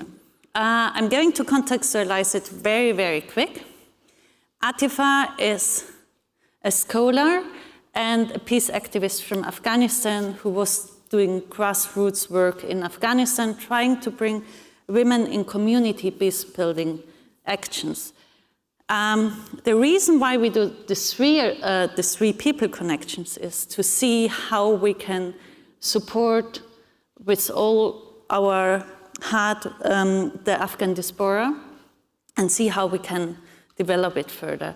So I would love to start by asking Atifar, could you shortly give us an insight what you were doing and when you had to stop doing it? Thank you. Hello, everyone. Thank you for having me here today. I am from Afghanistan, and I started working in Afghanistan in 2015. Before that, because of the situation and the war in the 90s, my family had to immigrate to Pakistan, so I grew up there. When I came back to Afghanistan, it was, I had a very long and a broad vision that I'm going to do a lot of work in Afghanistan, but then unfortunately everything changed suddenly, and I had to give up once again and leave my country. I work as a peace activist and peace builder in two organizations. In AYPO, which stands for Afghanistan Youth Empowerment and Peace Building Organization, I worked as a peace builder, and there I worked voluntarily. But also I worked in another company which was funded by the US Institute of Peace. I worked there as peace moderator and also a researcher. There, through that job, we traveled to all the provinces in Afghanistan and we conducted peace dialogues among people. We also gave them presentations on peace, communication, negotiation, mediation, and also peace definitions and different types of peace. We were presenting them these topics. Also, in the next days of our peace dialogues, we would give them tasks or activities that they make a peace vision for the next 10 years of their district. So they would think about that, all these 30 people that we had in every district, the audience, they would think about something good to bring in their district for the next 10 years. Then after writing their peace visions, they would write action plans for that. And their action plans, I can give you an example that one of the peace visions that we had in every district, it was that in the next 10 years, every woman should be allowed to go to school. And when we also asked them to make an action plan for that, they would write that, yes, we will have campaigns, we will have demonstrations like going home to home and asking the male parents like father or brother, we would ask them to let their daughters and sisters to go to schools and get education. This was one of the peace visions in every district. So this was how we would work, and we would also try to give the people new and modern perspectives like freedom for women. Women should be allowed to go to schools, to work, to participate in the community works and activities. This is how we work. Yeah, sorry, I think I took more time. No, it's perfect. I think your work was so, unfortunately, I have to say, was because you had to leave Afghanistan. Mm-hmm. You're now in Germany for 2 weeks. And when we spoke outside, we shortly thought about what would be helpful. And we came up that it would be incredibly important to support the Afghan diaspora to connect, to be seen as experts, mm-hmm. and to be included in everything. So I wanted to ask Hannah, from a political perspective, what could be done by us to not say we know it better, we do it, but should just support the diaspora in giving them the room and the access to continue their work and also the funding? Well, I mean, first of all, what the last year, or I would even say the last 20 years in Afghanistan have clearly shown is that we know it all better is doomed to fail. it's even sadder for the Afghanis than it's for us that this is doomed to fail, and we need to be much stronger in the approach of let the Afghans take responsibility, but also give them the space and give those groups that have so far been marginalized also the resources to be represented. What I find very important, and I'm very happy that Atifa just said that, it's not just about women taking care of women's issues in these discussions, or women being invited to talk about women's issue and then the men discuss about all the other stuff. But it's about women talking about the economic future. It's about women talking about infrastructure. It's women talking about the health sector. So really find a way to include women, those of the diaspora, but also those that chose to continue to stay in Afghanistan, and to engage them in the discussion. And I have to admit, on the political side, we are not there yet. Then maybe, for example, Volkmann Eck is going to say a few more words on the actual approaches on how can we organize a process where the Taliban as the de facto rulers, the people that stayed in Afghanistan, that in all their diversity, in their ethnic diversity, their gender diversity, their political diversity, and the diaspora, and here we have the same array of diversity, can come together and discuss about the future of Afghanistan. Because, I mean, you just said diaspora, but everyone who worked with the Afghan diaspora for a number of years know they are as diverse as the people of Afghanistan are, including all the conflicts that we have. But what will be key is to see how we can use all the political leverage we have as politicians or as the European Union from the outside, including our funding, to make sure that women are really represented also in their perspectives in, as I said, all the political fields and not just on the women's issue. In that sense, maybe a short question for a short answer is how could, we have here an expert on peace building, and I know from a background I know from the pre-conversation that leaving everything behind, as we know all of us, is very difficult. Whereas, what would you wish from Germany and the European Union to offer you as a ground base to continue your work and to foster and positive peace preparations for the future? All these days that I've been in Germany, I have been thinking about my next 10 years, that what will I do and how will I be able to go back to Afghanistan and help the women who are remaining there, because I have seen that it was very, very hard to see women who are deprived from a lot of things, not only education, but a lot of things. Maybe some of you saw the documentary about Afghanistan, which was named The Ghost of Afghanistan.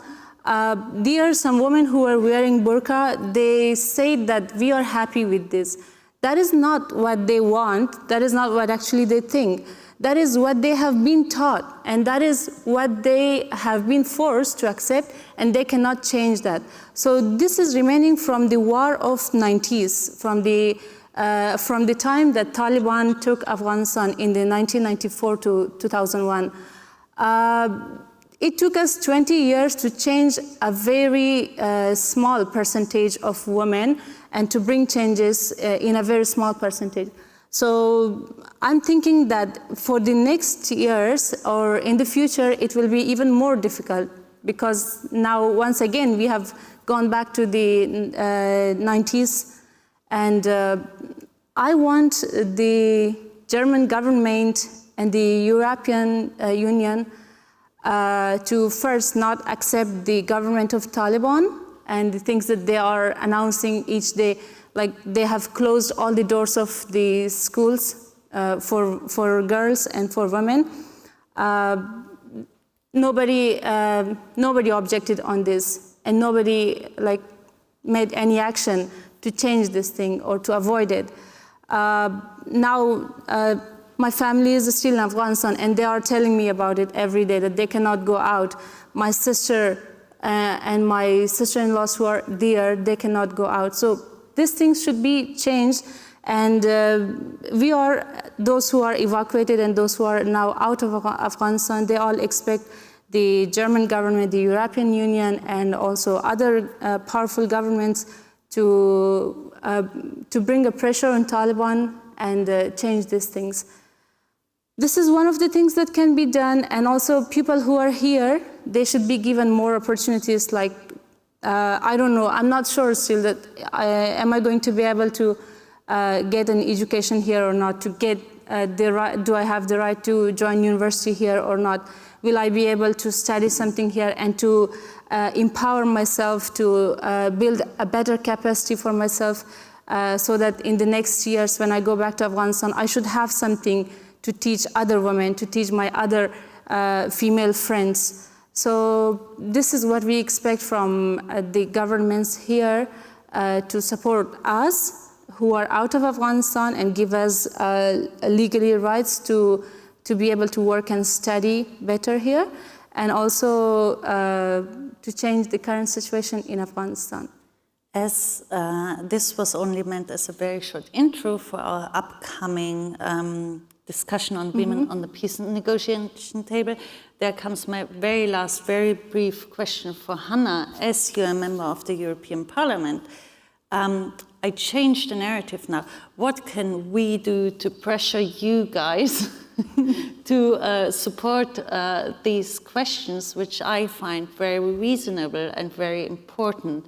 So how can we as a civil society build up pressure on the politicians to fulfill this list?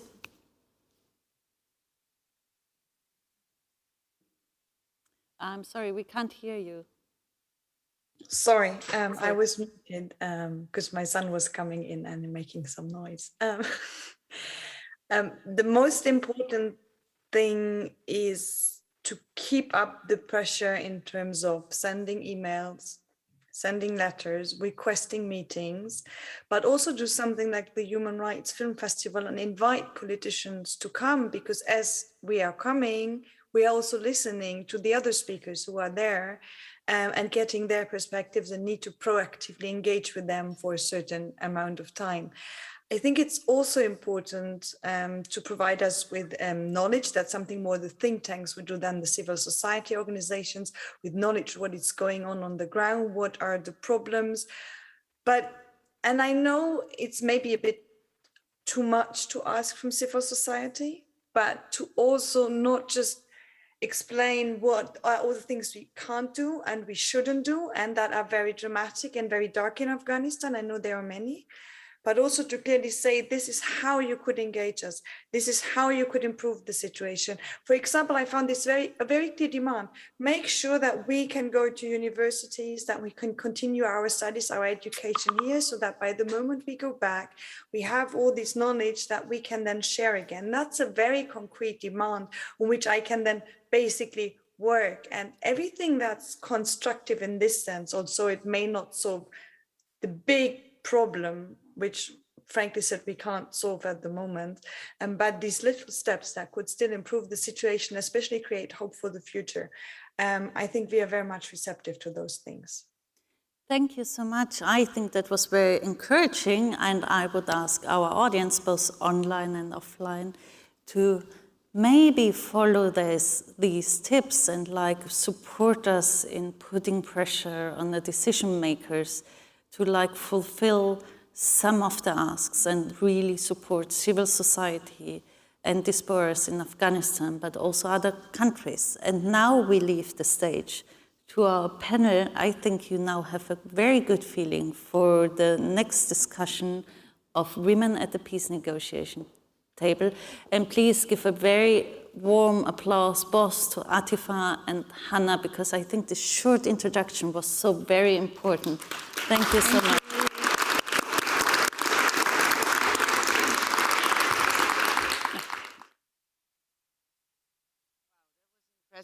That was very, very impressive. Thank you so much. And it leaves you with so many thoughts, like what are we going to do now? But what we're going to do is we're going to try to talk about the role of women in the peacemaking world and how that role could become stronger. And due to having a really lively discussion, and hopefully you'll join us, next to me, sitting from Finland, Johanna Botane. She's the head for Women in Peacemaking at CMI. You'll explain later what that exactly means, because I do not exactly. Preventing and resolve conflict through dialogue and mediation. Peace processes and enhancing gender-sensitive mediation capacities of key actors globally. And you do that worldwide, which is incredible. And then we have three fantastic, still Hannah is here, but she hopefully listens to this fantastic conversation. But you're not joining us, you know, just to make that clear. In the middle is Wolfgang, born in Namibia, and he's based in Kenya, co-founder, treasurer, secretary of the executive committee. Supports the executive office in establishing its diligence and accountability mechanism and management procedures and helps to guide its operational policy as a general manager of inclusive peace. Wow, a lot, but great to have you here and fantastic. And we have an amazing actress here. Evie, she had to really laugh when I pronounced her surname, but this time we're getting it right, hopefully. Okuyaye, whatever, you're fantastic. Yes, an award-winning actress, producer, scenario writer, multi-award-winning actress in Benin City, Nigeria, an activist for women and children. So we're really, really happy you're being with us and that we can have, only I have to look here, of course. We're very happy you're being with us and that we hear your perspective from Nigeria. How can we empower women on, let's say, at the peace table, but being by saying that also on a high level where decision makers are. And I see still Hannah in a frozen smile, which is all good, but actually here should be, who I just spoke to, Pasi Mubalama. She is working at the National Endowment for Democracy Founders of Action and Development, an initiative for the protection of women and children. And I'd like to stress out that she, some time ago, had the award of the Mandela Washington Fellowship for Young African Leaders by her amazing work, what she did for community and local parties. But she's not here yet, so we hope she will be here. And interestingly enough, you're all from far away. There was somebody from Washington, an amazing lady, Saman Antarlini, but there's a flood, there's still things going on climate change. There's a huge storm going on in Washington and the whole electricity is down. So unfortunately, she cannot join us. We don't have loads of time, so hopefully Pasi will join us. And on that note, I'd like to start with you here and then I go over to you guys. So if you see of the role of women at the peacemaking table, what for you are the cliches? What do we think and what should be done? Well, I think that there are two cliches that relate to the thematic. One is the way we understand peace processes and peace negotiations. There's a bit of this sense that it's kind of like charismatic leaders behind closed doors, enigmatic personalities, armed actors that kind of secretly make peace. And that's a bit outdated understandings of peace processes today that first tackle a wide range of topics from economy to social contract to political reform, which means that all of the society needs to be part of that process. Mm-hmm. And the second is kind of then way we understand the actors, particularly women. Now we recognize finally that there is really that sustainable quality peace needs all stakeholders.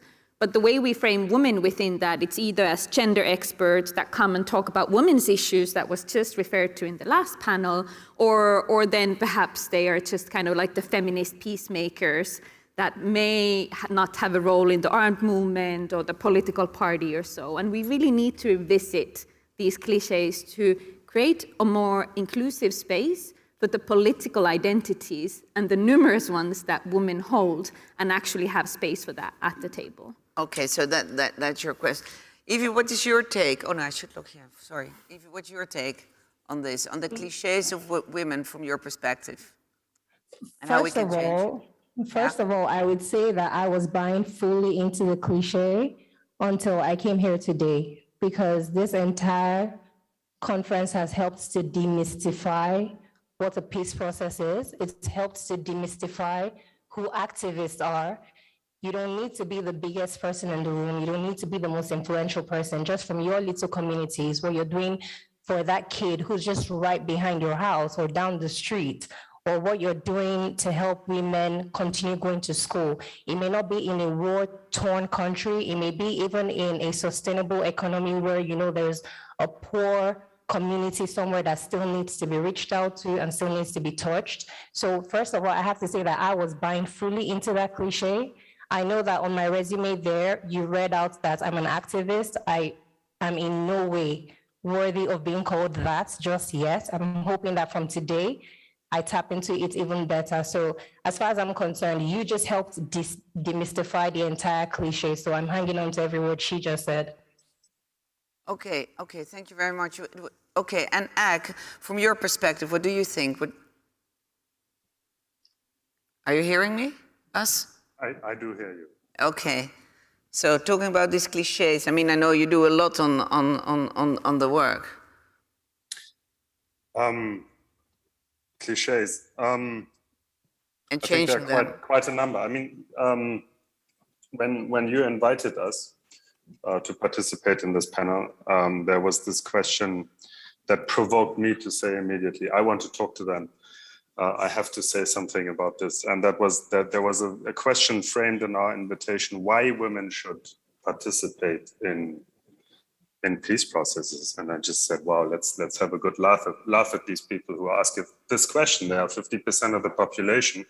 The jokes are probably most telling in terms of any cliche. What I do want to say is that it is not just that simple to laugh about why should women participate if they make 50% of the population, of any population. One also has to acknowledge that we have come quite far, and that is oftentimes neglected. This event goes under the title of Changing the Narrative. It is our impression that there's been a lot of achievements to change that narrative with the normative work at the UN and also in many diplomatic machineries of international actors. It is, I think, it is rather default that women are called to a peace process. The question just is, what is a peace process? I was really intimidated when I got into the Zoom call and I heard you all speak about Afghanistan. I'm still scared that someone would approach me and ask me what my suggestions for Afghanistan would be. I have few, because I think the complexity is today more on the side of what is a peace process. All these peace processes that we are talking about where women should be involved, Syria, Yemen, Afghanistan, South Sudan, still Somalia. I could go on and on. Yeah. They are all processes in which it is really, really difficult to organize anything. Everybody, I think, would accept that women should be called to those tables.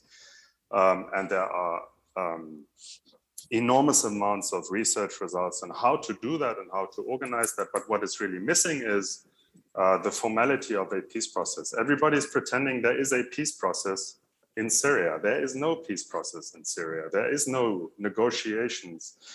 We pretend with tokenistic structures of envoys that we second and so forth, that those peace processes are linear, shapeable procedures, and they are simply not there. And that makes it extremely difficult to change anything in how we make peace, right? Let alone then, how do we bring in the largest group that is until now marginalized in political reform, and that is women. Yeah. And finally, I think what really should coin this entire discussion from what I said is we should also look at how rather do we get to a culture or a tradition in each society to shape and reshape and renegotiate its political consensus. And how does it make that truly inclusive? And that goes far beyond just women. That goes to gender diversity, that goes to ethnic diversity, that goes to minorities, that goes to economically marginalized groups. Yeah, I think there's still a lot to concretize in how women participate and how they get more influence. Yeah, currently, I believe the biggest challenge is that there's a too cliche-like impression of what a peace process is. And that is not really, by far not there where people claim those processes are happening. Yeah, so you're painting not the most positive picture here on that note, but that I understand. I just want to double check that I think Pasi, which is really a shame that she's not here with us still, huh? Okay. She is. She is, but we don't see her. Do you hear us, Pasi? Sorry, because I think she's really great. Pasi, is she here? Somebody's saying she's here. She is. Okay. Pasi, from your perspective, because we don't see you, we see Hannah constantly here on the screen, which is great. We really like Hannah to be here. And yeah, sorry about Hannah, but I really like to see Pasi now. Hello, hello, hello, hello, hello. Hi, great you're here. We were talking to start off with, you followed the conversation up until now? You were there? You heard everything? Yes. Okay, can you dip in quickly? We don't have a lot of time, so dip in what's your take when you hear this? About the cliche.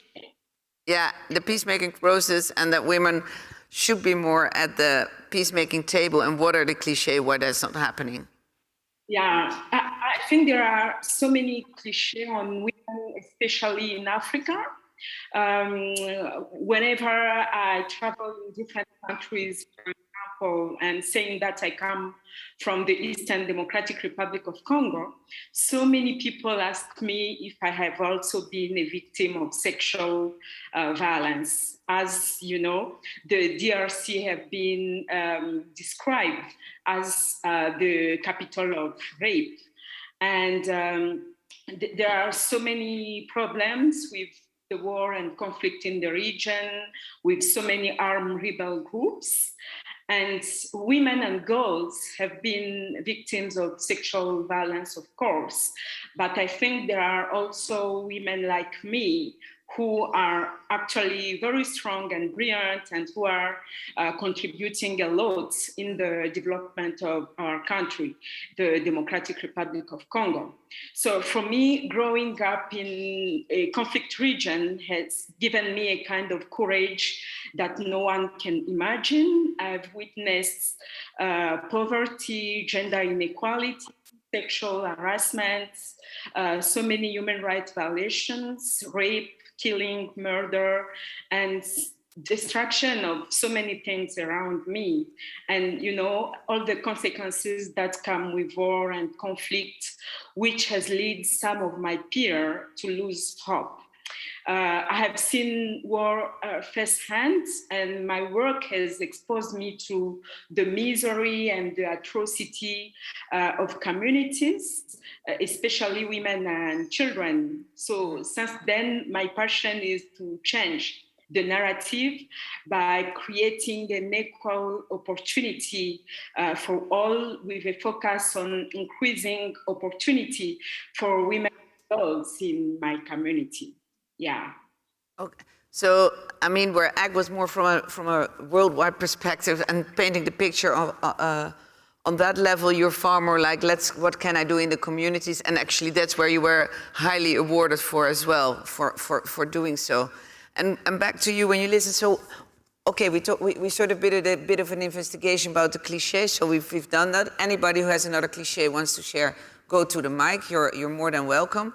If we missed out some cliches on this, okay, knowing this, having painted that bigger picture and the smaller picture, how could we change narratives? What could we be doing? We're talking about, from my perspective, of course, about from film, starting the dialogue, but then from you, all your perspective, that is for Evie, of course, as well. It's like, what sort of scenarios do you then make in your and my world of devices, but in your world, how can we change it then? Well, just one more kind of adding my voice what Pasi was saying in terms of this kind of protection versus agency. I think that is a cliche that you kind of really brought forward. Like we recognize that there are particular vulnerabilities that women face in conflict situations, but that shouldn't translate into just understanding them as a target of protection, but recognizing what they have to give.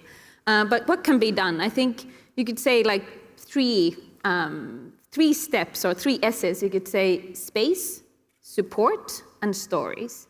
Space, by that I mean those who are designing peace processes in their multiple forms or trying to, that they are actually carving space for kind of inclusion and women's participation in these efforts to bring peace or resolve conflict. So mediators, and for example, CMI is working with a range of mediators, third-party actors, governments, etc. Second is support. I mean, Echo was mentioning these normative commitments and so on, which I agree with. I think it's great. But frankly, still, a few years back, the numbers were telling 2% of all funding that goes to peace and security is going to efforts on kind of making more gender equal peace. 2%, and only a fraction of that goes to women's organizations. So it's not, our actions and the funding is not at the level where the talk is. So that support is needed. And that needs to be kind of tailored to the local needs, the actors' priorities, what they want and want. And thirdly is the stories. I mean, we're talking about these cliches, and that's why I think it's fantastic that the festival is bringing this topic up, because only by breaking this kind of one-dimensional understanding of what women experience in the times of conflict or what they can contribute, can we actually start making more inclusive peace processes. So I think those three aspects. And Avi, for you, because you hear the last one, the stories, how do you work with that? Could you elaborate a bit? For me, as an actor, I'm usually called to interpret other people's stories about their experiences in conflict. And that's why I'm really happy to be kind of like working with the Ladima Foundation right now, which is a not-for-profit film foundation that helps to bring more women behind the camera in order to change the narrative. Because I'm from Nigeria, and it's sad but true when I say that a lot of our history is lost. We barely touch on most topics in schools. A lot of young girls don't even realize that women over time in Nigeria have stood up even in the midst of oppression and have fought for their rights long before the Constitution ever defended women. Women were already fighting for their rights, whether formally educated or not educated. So a lot of Nigerian females don't know that, so therefore they don't even feel empowered to stand up and insist on change. They don't feel like they are deserving of being at those tables or in those rooms where peacemaking processes even begin. Now, through filmmaking, I really, really believe with the help of getting more females who are driven to changing the narrative, getting them behind the cameras, writing the stories, doing the productions. And then now we have representatives of females, even in the film industry and even in the government, like the Ministries of Women Affairs, coming on board to fund such productions. I feel that through filmmaking and media, we can start to educate a lot of Nigerian youth. And through that, hopefully we start to see change, because we have had some revolutionary movements in the last 2 years in Nigeria. Unfortunately, we did lose a lot of people, but if that taught us anything, it showed us that the youth have a voice. So now we just have to empower more people to believe that if they step forward, they could make a difference. Through film, I think we can really achieve this. Okay, great. So that's your tool. In the toolkit, your tool is to get to the younger people, get these narratives out, make actresses and so on be powerful on that level. Am I right in that? Right, because the Nigerian film industry is really, really looked up to, and I feel that we can use that medium to really touch the youth. Yeah, and a person like you, I reckon you have loads of fans and so on. It would be incredible if, I think so, I can only imagine. Look her up on the internet, she looks smashing. But a person like you can really, really advocate for that, I would think. So that's a good one. We've got that. So the filmmakers in the house, hook up with Avi and see what you can. Maybe, who knows, you can work together on that. That would be great. And Pasi, for you, what in also the work you've been doing and doing now, what is your take? How we can change narratives? How can we change perception? I think there are so many things we can do, especially to make sure that women's voices can be heard, especially those women at the local level.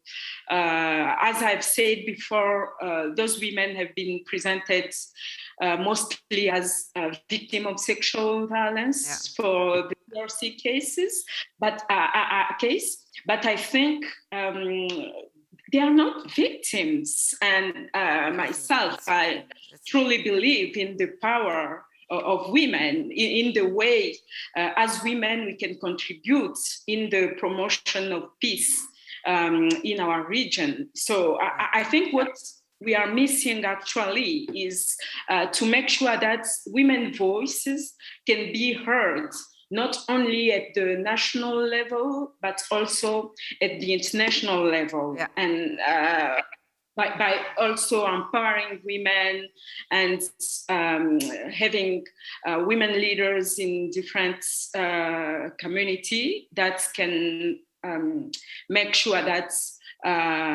we can promote peace in the region. Because I believe that we need to, gender equality is very important, because most of the time when we talk about peace, we usually see only men on the front line. But I think at Profen, my organization, we work a lot with women in rural areas, and I think they are doing a lot to promote peace. And I think we have to take into account their voices. Okay. And I mean, I have to come to you now, because on the fact that there, as everybody's saying, further up in the hierarchy, also in the peacemaking process, we see a lot more men. And you had a phrase which I liked. You say, making women count and not counting women. I had to think of that now, of course, that it's about quality and not quantity, but I think maybe they should go hand in hand, because it's also about the image that more women get on a higher level. But anyway, what do you think if you hear this? Well, I mean, it's what you just mentioned is how we titled a study that we did in the review of the UN Peacebuilding Architecture 2015, where we looked at some 30 different closed peace processes, and we looked at how women were involved and what influence they had in the achievement of a negotiation process. And it turned out that with that study, the empirical evidence was given that if women were included in peace negotiations, the probability of a successful negotiation with a positive result would significantly increase. And second to that, if women were then also participating in the implementation of the provisions of that agreement, then those agreements would also tend to sustain longer and just be more sustainable. But what was even more striking was that the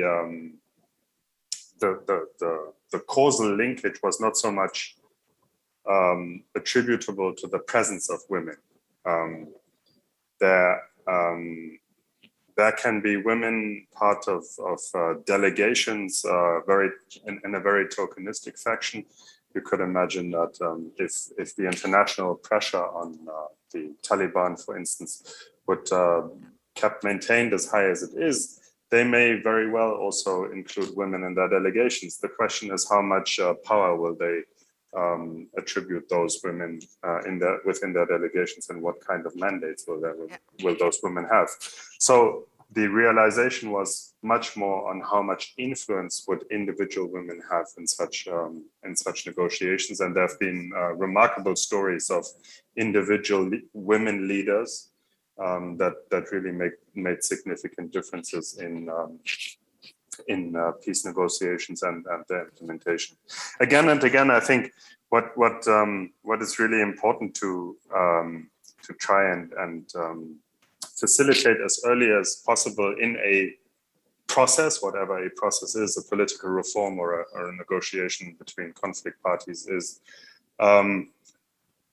make the inclusion aspect specifically also to women, as early as possible. Yeah, as soon as possible. We have to. Yeah, I mean, and structure every subsequent process in a way that it always, again and again, involves women to evaluate how women inclusion was happening, and in the end, that will, in the long term, facilitate a different paradigm in which it would be the default.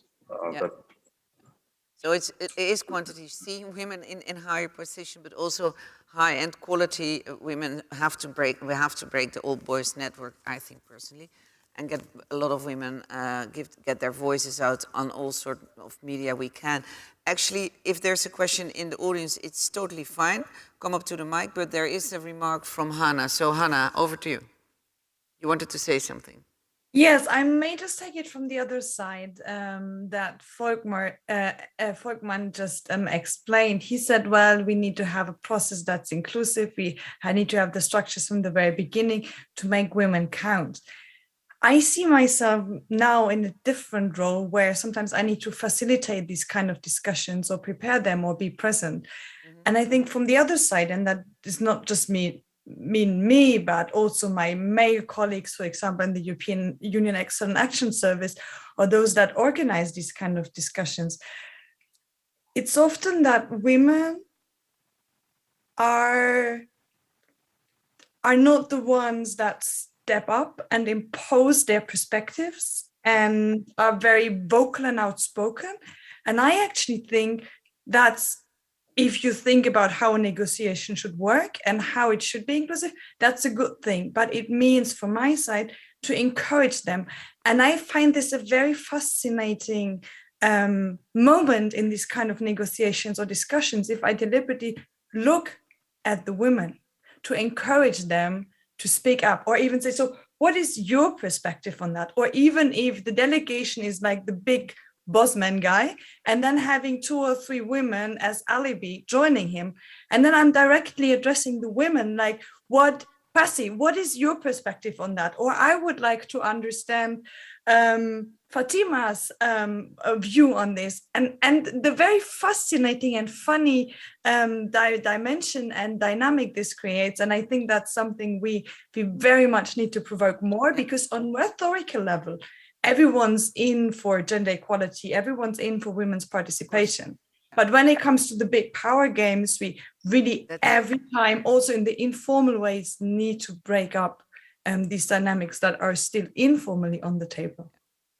I think we need a fully documentary coming up on this mechanism, because I think you're very, very right. Thank you very much for that. Johanna was nodding very much so, because of course, as you were saying, we all want more inclusive, we all want that, but how is it really happening? And we hear some more negatives, some more positives, a bit few that I think, okay, maybe that could work, but for you, if you hear Hannah talking, like you were nodding. Yeah, I mean, I think that's what fundamentally comes is like real action, concrete and pragmatic support. What we thinking of, everybody working from their various perspectives, from the political side, from the storyteller's side, that we're changing the narratives, we're making the space, but we are seizing also the opportunities that we have this normative framework now. Let's ride on it. And you talked about old boys network. How do we break that? I think we just need to break the ideas and what it represents. I don't have nothing against old boys. I mean, as long as they are allies for the cause. And as long as they want us at the table as well. And and I think, I don't know, I want to give the three of you, of course, the last word. That we internationally, there's a huge, this is the Women Filmmakers Network on the Balkan. We work together a lot because they're having a hard time to make films as women filmmakers. But if you don't internationally, embrace each other, that's also, I think, I'm not in politics like you guys are completely, but from our perspective, that's really, really helpful to do these panels and that people realize it can happen. But the last, what are you taking away from this, very intense 40 minutes, the three of you? Avi? What are you taking away? So I'm of everyone on this panel, I'm the amateur here in terms of activism, And I say that so proudly because I feel like I've drawn inspiration from you guys and even from the people in the Ladima Foundation. So what I'm taking from this is I can walk into a peacemaking process. I'm good enough. I'm strong enough. Thank you very much, Pasi, for saying that the strength you have developed through the conflicts you have seen. I haven't even seen a 1/10 of what you have seen. And you look beautiful, you look strong. So what's my excuse if you are doing all these amazing things in a country that is still very conflict driven? Yeah. So if anything, what I'm taking from this is I need to start doing more through filmmaking and through little acts within communities around me. And I know no one asked me to promise, but I promise to do better as a person and as an activist. And thank you so much for inviting me to this panel. Great, thank you so much. And I just want to quote you here, which I love it. Evie says somewhere, don't judge a girl by her hair. I think that's so cool. And that's, you could say, take that on many, many levels. Yes. I would think so. Ag, what are you taking away? What is the positive note you're giving us? Ag, can you hear us? No, Ag. What is the positive note of what did you hear today where you're thinking, that's what I'm going to work on, that's what I'm going to work with? Get inspired by. I pretty much will contemplate intellectually a bit more on what Hannah said. Is I'm very critical about these critical self-assessments. I think I fully understand as a human being what Hannah was saying in terms of what are the different approaches how men or women will fend for their interests. Whether I find them acceptable or not, that is exactly what I think I will think of is how to manage them, the processes to cater for that. I would probably not be very vocal about those differences because then you can also run into the risk of manifesting them and making them acceptable and just say, okay, that's the way things are. Then you are back to a cliche, and how to overcome that is what we are working constantly on. I think very much from an external perspective, and it is important that we learn how to make everybody who is participating in these processes, the externals and the internals, accountable. That is something that is actually easier than it oftentimes seems if people continue to ask critical questions. And I think specifically the film industry has a lot of potential to do exactly that. There's that's a big role. Show the things that hurt, right? Yeah, for you, huge responsibility. Maintain your courage, because oftentimes you are more courageous than any politician can be. Oh yeah, you can say that on filmmakers. Absolutely, they're incredible, and journalists. And Pasi, what are you taking away, or what would you give us as a message? I think for me, peace possible, and we have to be together, work together for it. And we have to work, men and women, together. As for me, when we are still having the hope that it's possible, and then it will be possible to get peace. Okay, thank you so much. This is it. Nobody asked a question. This time I understood it. I understood it yesterday as well, but that was a different discussion because you're all like really amazing, so interesting to listen to. I could have extended this panel for another 15 hours. I personally, I'm taking with me women empowering, but also that we all have to make, from our perspective, films, peacemaking, and take them more serious as they have been taken in quite a few processes. Is that a little wrap up? And we keep on keeping the fight. Thank you very much.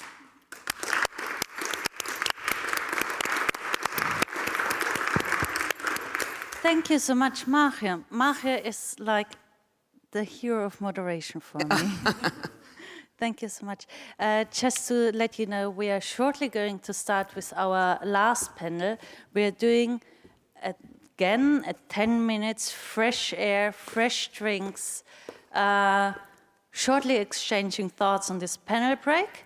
And then I hope to see you all back online and offline at 4:35 for a short intro with Wolfgang Kaleck from the European Center for Constitutional and Human Rights on Arts and Activism, and then a really fantastic panel on the same issue. And then I think after 4 days of discussions, I'm looking so much forward to hearing all your thoughts on the last 4 days. Thank you so much.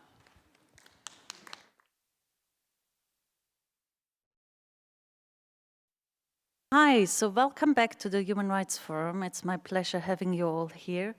So as you know, I like short intros into an issue, and it's my pleasure having next to me Wolfgang Kaleck from the European Center of Constitutional and Human Rights.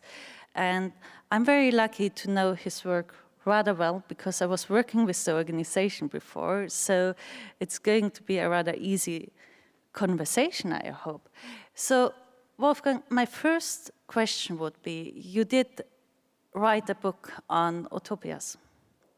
And in your book, you write about the human rights struggle, I would say, but also in every chapter, you have some artists coming up and as an inspiration. And so for you, in which connection is human rights, art, and utopia? Yeah, thank you very much, Anna, and hello, everybody. Yeah, I start with the utopia. I mean, it was tough to write a book on utopian visions in last year in the rather dystopian times in spring and summer of last year. But my idea is that what we are doing as human rights organizations, as leftist organizations, environmental, feminist, we are continuing what others have been struggling for and claiming for since centuries. And that is, for myself, it was very important to see that yes, there were developments to the good in the last 200 years. Stories had been happening, like the French Revolution, like the Haitian Revolution, like the progress of the workers' movement, the successes of the women's movements, where we should connect to. We should learn from these struggles. And that means that we should drop this typical economized paradigm, winning or losing. You know, funders or media are asking you, what have you achieved in the last year or in the last 2 years? The situation has not been improved. And so this is a completely apolitical and ahistorical vision. And so I try to develop a more historical vision of human rights, which I think can serve for a lot because they provide a really utopian vision. The Universal Declaration of Human Rights, if it was reality, it would be a much better life for the whole world. But it also gives you, and this is the concrete part, it also provides you with tools in the here and now, which I think is important, not getting lost in utopias, but have something to do here and now. And so, but obviously I'm not very satisfied with what the human rights movement, or however you want to call it, is doing now. So I'm criticizing it. It's, as I said, too apolitical. It's also they focus on certain segments of the struggles, whereas I would say human rights does not only mean what is now understood as the core of the human rights, which is important. Of course, we have to care for the Khashoggi cases. We have to care for the persecuted LGBT people in Chechnya or so. But we also have to take care of the systematic causes of human rights violations. And we have to avoid to act as Western actors, as Berlin-based actors in this kind of continuation of the colonizing, civilizing mission and present us as the saviors. So we have to look at our own system, which is extremely destructive. And there are three important movements who have been saying this in the last couple of years, and that is the new feminist movement, which was born in Latin America, in Argentina, Black Lives Matter and Fridays for Future. And this is why I'm saying human rights has to, the program for human rights has to be uploaded, it has to be ecological, it has to be feminist, and it has to be decolonial, and of course always having the social question, die soziale Frage der Arbeiterbewegung in mind. But it's not only the two-segmented program of the current human rights movement, but also the tools are in a way exhausted. Obviously, it's important to inform, to write reports, as you know, to stick to the facts, which is incredibly important. But we have to be more creative, and here is where arts, literature, movies, exhibitions come into play. Also because, I mean, we have to find division of labor and different roles for everybody in this struggle. We have to include much more people. And here I think arts in the broader sense, but movies in particular can serve a lot. So in your work of ECCHR, it's a very legal, so you're a legal human rights organization, but still you developed the approach of legal interventions, where you combine legal work with art, which is, it might seem a real fast stretch to combine these both aspects. Can you shortly explain how you, what legal intervention means and how you combine these two aspects of your work? Yeah, I mean, one of the most important cooperation with, let's say, artists in a broader sense is ours with forensic architecture from London. And the founder of forensic architecture, A.L. Weizmann, has created this picture of the forum. The forum is the marketplace in the Roman history. And so what he says, there are certain issues which belong on the forum, which need to be discussed in the public space. And so what we are doing, the legal experts, we are bringing cases to courts. But we have to bring back the cases also to the public space. Forensic architecture does the same. They have forensic expertise, try to move on legal procedures, but then also dynamize the public discussion. And I think that's a wonderful example because, of course, our language as lawyers is quite boring, quite dry. Yeah, and our the knowledge is also, it deals in a certain paradigm with situations which needs to be much better enlightened, which need to be translated, which needs to be put in a larger picture, in a larger history. And this is where we are with arts. And I mean, like, whereas we lawyers, when we enter especially the legal sphere, we are bound to a certain, let's say, argumentations, which is sometimes very destructive because we focus on single cases, we focus on individual cases, whereas the systematic cause of human rights violation is not really to be seen, is not really visible. And so here is where artists, even musicians, but also writers, can write much larger, broader history and embed and somehow connect current problems with different layers of history, with different layers of reality. My last questions before we open up the panel would be, I'm always looking for inspiration, and I think many people here in the audience do as well. So I know you have worked with many artists and are very literate about artists. So what would be a film, an artwork, or a book where you would say that in particular impressed and inspired you? That's very easy because I just read Joseph Andras' Kanaki, a wonderful 200-page book of a young French writer who wrote now 2 books. One is on a French worker who helped the Algerian liberation movement in the colonial times and was sentenced to death and executed. And so Joseph Andras writes down his story, and now he tells the story of a Kanaki independence fighter. And the wonderful thing, and that is something I also wish sometimes from some of the filmmakers, you know, he reflects so much what he's doing, coming from France to the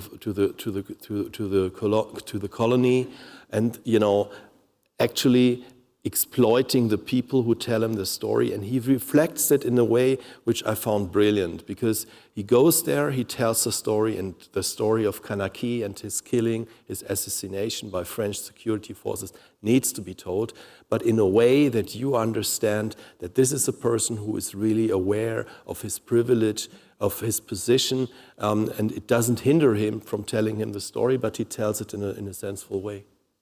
Fantastic. Now we all have a reading recommendation for after the film festival. Your book, of course, but also your recommendations. Thank you so much. Now I would love to introduce Notka Schweighardt. He himself was a stage designer for ages before he moved to the dark side, as he puts it himself, and became a politician. He designed the stage, which was a moving stage for the Rimini Protocol. So in a sense, he was also a political active artist. And he's going to be the lovely moderator of the next session and going to introduce all the other panelists next to Wolfgang. Thank you so much, and give a warm applause to Wolfgang and to Notka. Danke, Anna.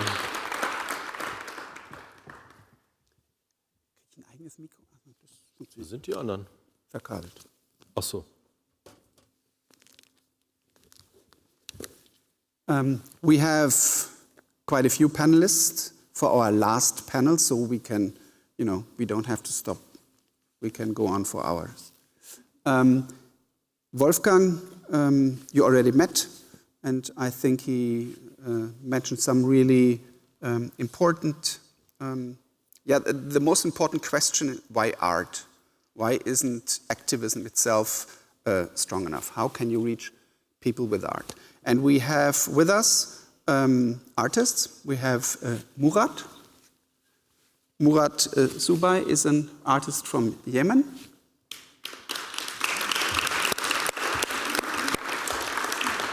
Who will tell us something about his work in a minute. We have Sander van Bussel. Make sure you don't give him your address or you'll be part of his art immediately. And we are privileged to join two digital ladies on stage. We have Christina Löhr.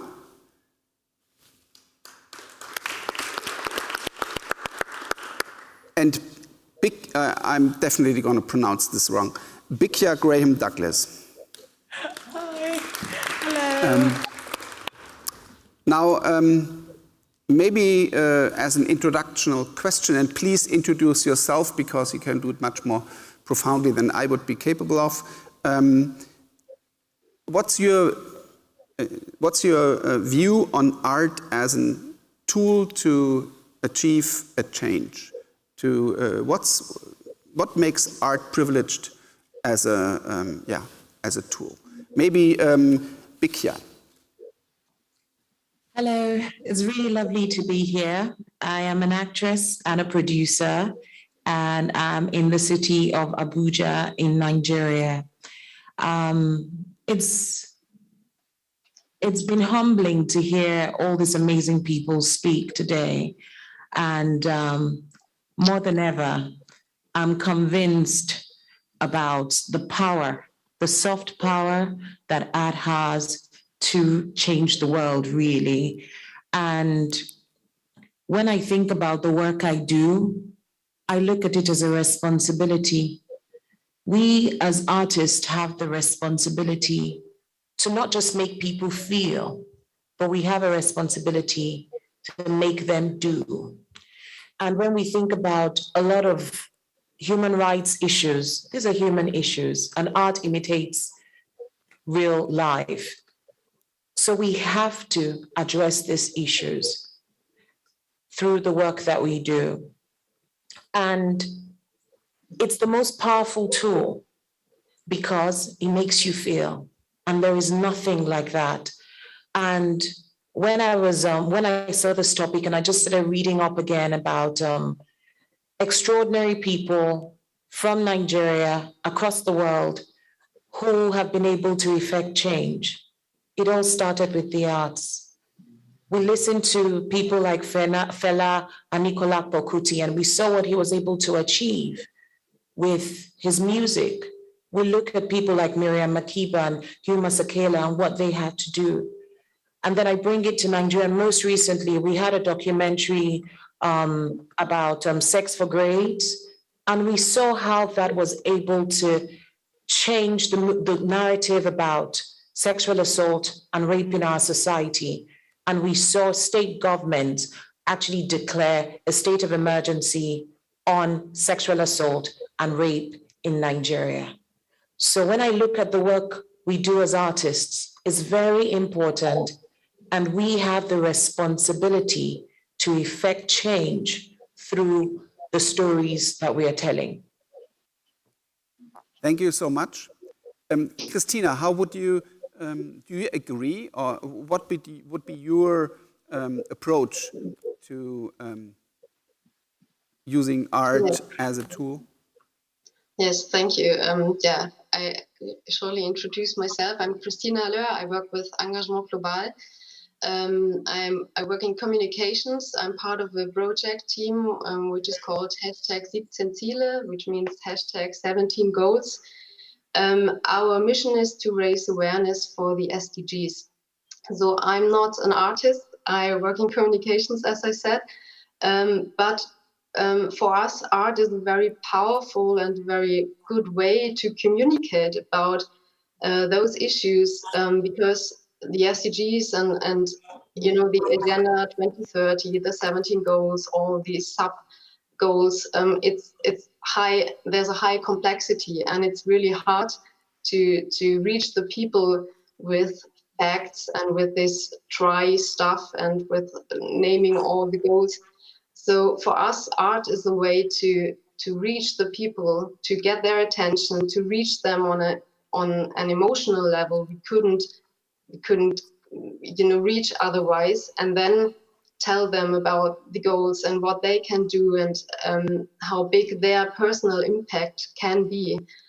So yes, art for us is a very important tool. Yes.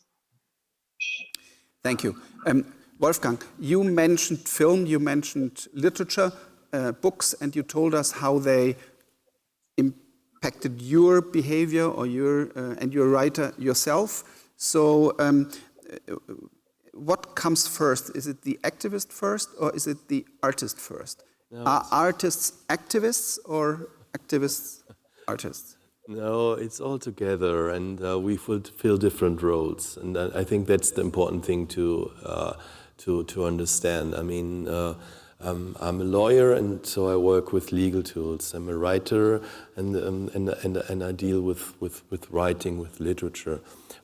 When I go to demonstration or go on a blockade, I do this, and I think all pieces have to it's complemented in the best way. It's complementing each other, and I think this is important in these days, where the right, especially the far right, is very successful in segregating us, and we shouldn't allow this. We shouldn't allow this, because the only way to overcome the current completely unjust world system is to stay united. It sounds very silly. And I think artists have a very special, can have a very special importance in that, because they are not as boring as lawyers and as sometimes some of the activists. So I think it's enlightening, but it has a certain attractivity, and I think that can be extremely helpful. Bring people together. I'm grateful you did not mention politicians, because I think we are the most boring ones here.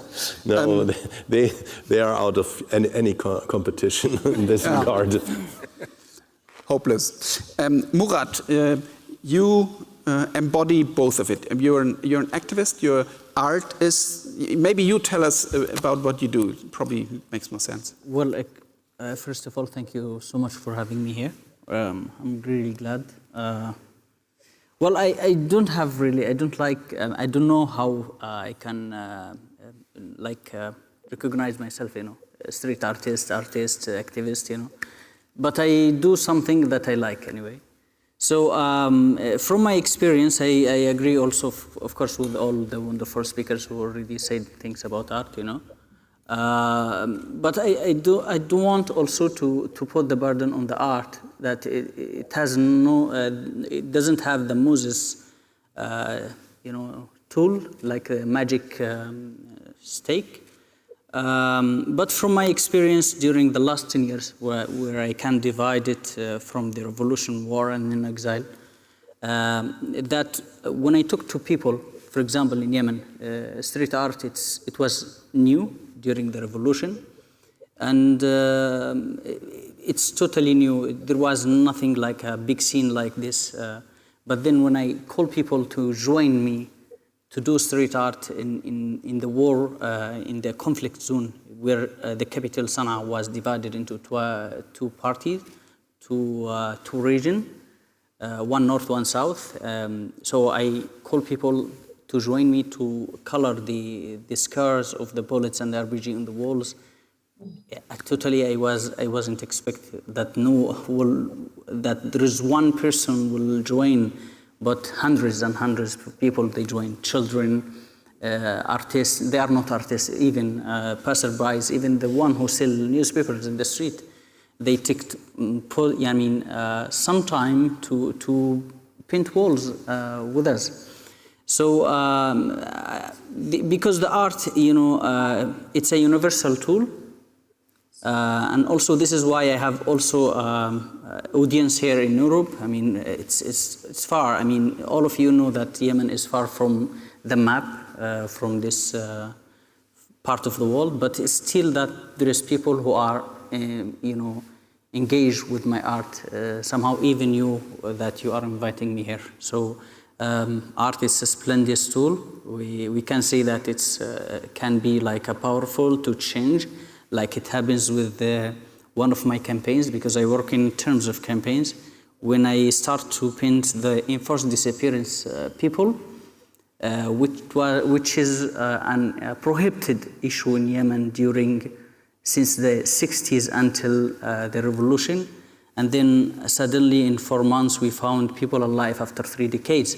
It was one of the most important moments of my career. I mean, that the walls I do with my friends, with the enforced disappearance families, it changed the life of people. We found them alive.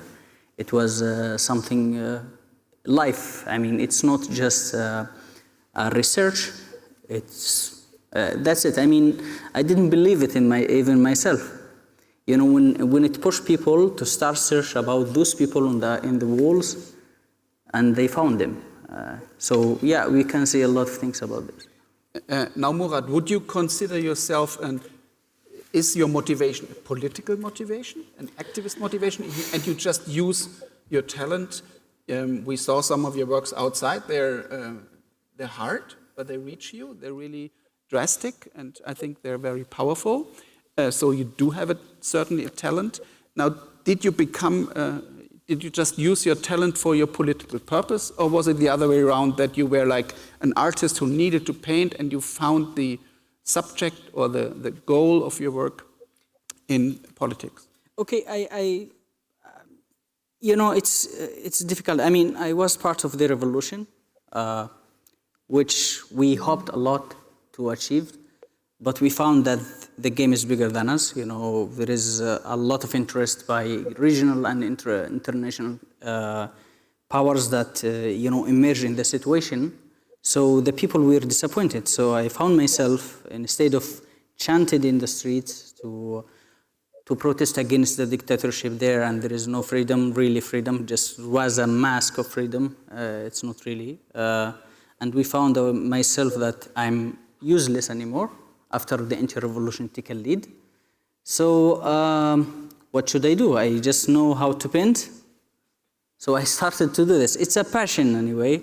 I'm not educated in schools of art, but I do this as a love, and also as a commitment, because if everybody start to say that it's not my business, then whose business then? So yeah, that's it. So could one say it's your language, it's your sort of communication? Yeah, it's a very important language as you address this. It reaches to everybody. It depends on the situation also. I mean, you find yourself in a revolution, like I mentioned before, where I start to discuss issues like enforced disappearance, terrorism, drone attack, poverty, civil war, and things like this. And then the war broke out. You found yourself that there is buildings collapsed, people died. So you target these places and you paint on this wall to attract awareness about the situation that not being seen. I mean, there is also another thing, which is I'm using my work not just as an art, also as to say a statement, for example. Like now, today, where I can say that the war in Yemen, just we see only one side. I mean, the Yemen is now trapped between two options are ugly from each other. I mean, the Saudis, with their allies, they came in a war in Yemen. But there is also ministers, which is militias supported by Iran, and it's really, really difficult situation. So I'm doing art, and I talk to people, talk to the Yemenis, and also to show them that not everybody has an agenda. I mean, just or being bought by money by the international or the regional countries. So yeah, I do this. Talking about language, Sunday, I mean, you really does go underneath the skin. So why don't you tell us a little bit about your project? Yes, well, thank you. Thank you for having me. I'm Sander van Bussel. You're referring to the project as Human Rights Tattoo, which I started 9 years ago in a moment of anger and disappointment in humanity. I came up with the idea to tattoo the Declaration of Human Rights as maybe the only one thing that could unite us as humanity. So tattooing the Declaration of Human Rights letter by letter, like everyone gets one letter. So that's a chain of people. So in the end, it's not finished yet. There will be a living Declaration of Human Rights all around the world, spread over, like universal. In a sense, it's a chain where no letter can be missed, no person can be missed. So that's what the idea was, what I said, out of emotion, like it was. Well, I don't know, that's just how artists' brains work. Then I had to decide, can I do this? And I can refer to your story as when you come up with an idea, that people join you. When I spoke about my idea, there were a lot of people like, hey, can I join this? Can I work with you? I'm a photographer, I'm a web designer, I'm a campaigner. Like all people gathered, like, okay, let's make this possible. So that was 9 years ago, 2012. And up to this moment, there are something like 4,100 something people tattooed in 76 countries over the world. They all get one letter. And they're all gathered in, well, virtually on a website where everybody is documented with name and the motivation why they want to carry this Declaration of Human Rights under their skin in this way, or to connect with others in this way. So that's what I've been doing. So sort of a humanitarian blockchain. Yeah, I'm not specifically very well known with blockchain technology, but yes, it's human. And how do people react? Do they, as you said, they approach you, they know about the project, and they want to be part of it, and they work as multipliers themselves? Yes, actually this project spreads itself quite easily because tattoos, like I got mine here, it's a good conversation starter. People will ask, what is that letter? Because it doesn't tell all, it's one letter. So that's a good start of a conversation. So that's what we experience if we go to Nepal. Then after a few weeks, months, we get emails from Nepal, like people are talking about their tattoo. So it's a very natural way of storytelling, like from person to person conversation. So that's how it's been spreading. Beeko, being an actress working in film, Now we are at a film festival here, the Human Rights Film Festival. Do you think it's easier to reach people via fiction, like a story that's been told, or is documentary the better way? So when you sort of try to show what's realistically happening out there, how can you reach people more directly or get into their hearts and brains? Well, I would say it's a bit of both. It depends on the audience you're interacting with. So with the younger audience, you lose their attention span very quickly. And there's popular culture. So you're going to have to find a way to connect with them, and film will resonate more with them. That's in this part of the world. And with documentaries, the older people will respond more to that. But it just really depends on the people that you are connecting with, because everyone will not like the same thing. People will not get the same messages. 50 people can watch the same program and get different messages from it. So you just have to find ways to connect with the different demographics of people that you'll be interacting with. From working with a lot of young people, I've seen that film works a lot with them. And with the older generation, definitely documentaries do, and of course books and theater, but with the younger generation, definitely film and popular culture, and putting a celebrity they all absolutely love in front of them, and they're more likely to respond to that. We especially in Europe, but Africa is definitely the same, we see a shift in the way people watch film. So it's more TikTok now than the regular TV program that your parents or grandparents were watching. Now, do you think it's necessary to use those formats as well? Or are those films strong enough that people will go to the movie theaters and watch television? Oh, I think it's definitely important to use the mediums in which the younger generation are paying attention to. TikTok, Instagram, Facebook is almost outdated now, they'll say. TikTok has so much power. And so if you do want to connect with them, then you have to start putting material on there that will get their attention. Instagram too, Snapchat. The younger generation absolutely love these. So you do have to devise ways in which you can connect with them. And as I said, as we've seen with a lot of young people, their attention span is so short. So, and it was actually talked about in one of the earlier panels where we talked about creating, even if it's 1 minute films, short films, to connect with young people. So definitely you cannot ignore the power of social media and the effect it has on the younger generation globally. Christina, if we see that platforms seem to become more important, like those who host TikTok, the huge, mostly commercial companies, how difficult, how dangerous is it that art, that our tools need those, are depending on those companies or even states?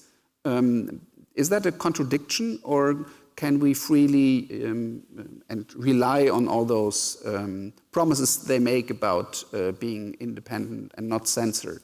We know that certain countries ban art in the very beginning. They try to silence artists. Now, is it a help or is it a threat? I think, as you said, it's a contradiction. Of course, you kind of have to be careful, and it's never good, in my opinion, if only some companies or some countries have so much power, and actually also the power to control those media channels.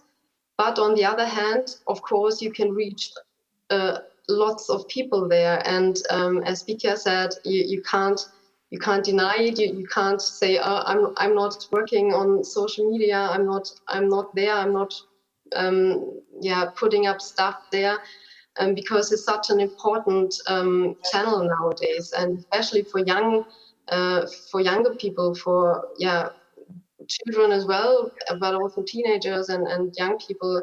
It's so important to be there and to reach them there, and to also bring those important issues up there. And I think there's also a lot of possibility, and yeah, but on the same time, you have to keep in mind who is standing behind those companies, and yeah, that this is not like a free media, and that there are algorithms controlling stuff, and you know, all that. But it's also a big chance, in my opinion. Wolfgang, you, I think, very clearly stated that one of the differences of art is that it has more possibilities and it's not as restricted by law or by legal systems. Now, everybody knows this, even the bad guys, and they do propaganda. They use the same tools, they use artistic tools, and sometimes we realize it. Simple example, we had the Olympic Games in Tokyo, and especially a large audience from Germany was not very happy how the history of the Olympic Games was depicted. We have had Berlin 1936, which is indeed highly complex, highly political, and they used images by Leni Riefenstahl and so on, which that was very meaningful, very cleverly done. Where does it, how can we differentiate between, or can we at all, between an artist, an activist, and somebody who manipulates us, or do they both do it the same thing? No, obviously we can't. I mean, artists are per se progressive or non-progressive, are per se not good or bad. That's not the point. We have to think. We have to reflect what they're doing. And I also didn't want to create the impression that I think that artists are completely independent. They were never. I mean, in times before social media and the platforms, censorship was carried out by states or by media monopoles like television stations or big. Think of the big media monopols in Latin America and the bad role they play. So that's a role. And but I think what is important now that we have a growing consciousness about that art can contribute to certain progressive or human rights struggles, and I think that is important. But obviously, the other side is also aware, and this is why we are also we don't have to look at Russia or Turkey or whatever. We can look within the European Union.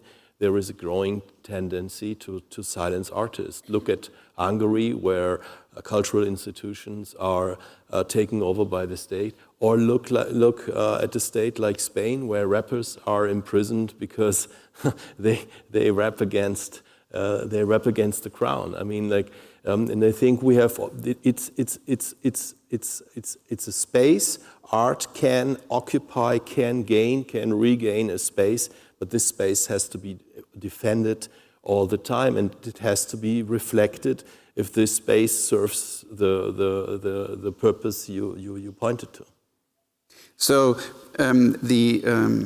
it's not a controversy. It's two sides of the same metal being emotionally touched and reached by art, and still have to think about it, have to sort of find out something of the core of the message. Let me repeat my question from the beginning. What about a documentary film festival like the Human Rights Film Festival? Where would you depict that in this puzzle? First of all, obviously, there is no thinking without emotion. There is no thinking, no analyzing of the current state of the world without emotion, and there is no acting without emotion. So there is not at all a contradiction, I would say. When it comes to documentary, obviously it's a wonderful tendency to see how many different situations in the world are now enlightened by documentary filmmakers. That's a wonderful tendency. But there is also a danger to it, And I think of, and I don't have to name anyone, you know, but I think of filmmakers and producers who travel to whatever region in the world and let people tell their story and exploit them that way, and have no consciousness at all what they're doing. And this is why I mentioned, you know, the writer Josef Andras, who's at the same time writing down a story which needs to be told, but is reflecting his position. And I think some documentary filmmakers I'm thinking of, but I'm not naming, would need to carry out this exercise as well. And then documentary film is obviously a wonderful way to tell stories which are difficult to tell in a dry report. Or now, as we sort of all have the same perception of what art and a film could do, I have a wonderful question for all of you, and that's my fun part. What can politics do to strengthen this, to make sure that it's not being banned? And I'd probably start with you. That's your question. What would be your task, your homework for me? That's a difficult question. If I answer that from a perspective of the human rights tattoo, I think human rights tattoo is typically a way to reclaim human rights from politicians. Yeah. Like, it's not, I don't think we should trust politicians with it. In the 73 years this declaration now exists, we haven't actually come that far. So tattooing it on your skin and signing it yourself instead of the countries is a way of reclaiming these rights as an individual. So if all politicians did that, like one of my dreams is that all these people who got this tattoo, who were like 19, 20 when they got this human rights tattoo, that they become our future politicians and they won't forget their ideals when they were 18 or 19. So I think that is what politicians can do, like have like this personal responsibility, and yeah. Does that make sense? Yeah, a lot of sense. I mean, it's very hard to ignore something that you have under your skin. Exactly. It's not a childhood mistake. You can't I like that idea. I'm really scared of tattoos, but I love that idea. Beeko, what would you say? What should politics, do they need to do? To be honest, politics will flirt with the arts when it suits them. And when it doesn't, they'll try to silence you. I don't think I can give an answer to what politics can do, but as artists, we have a responsibility to keep telling the truth and holding them accountable.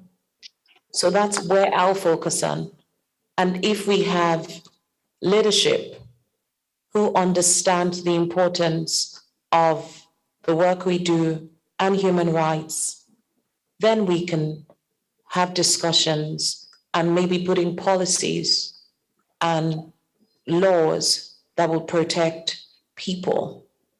But then if you don't have those leaders, what can you really do?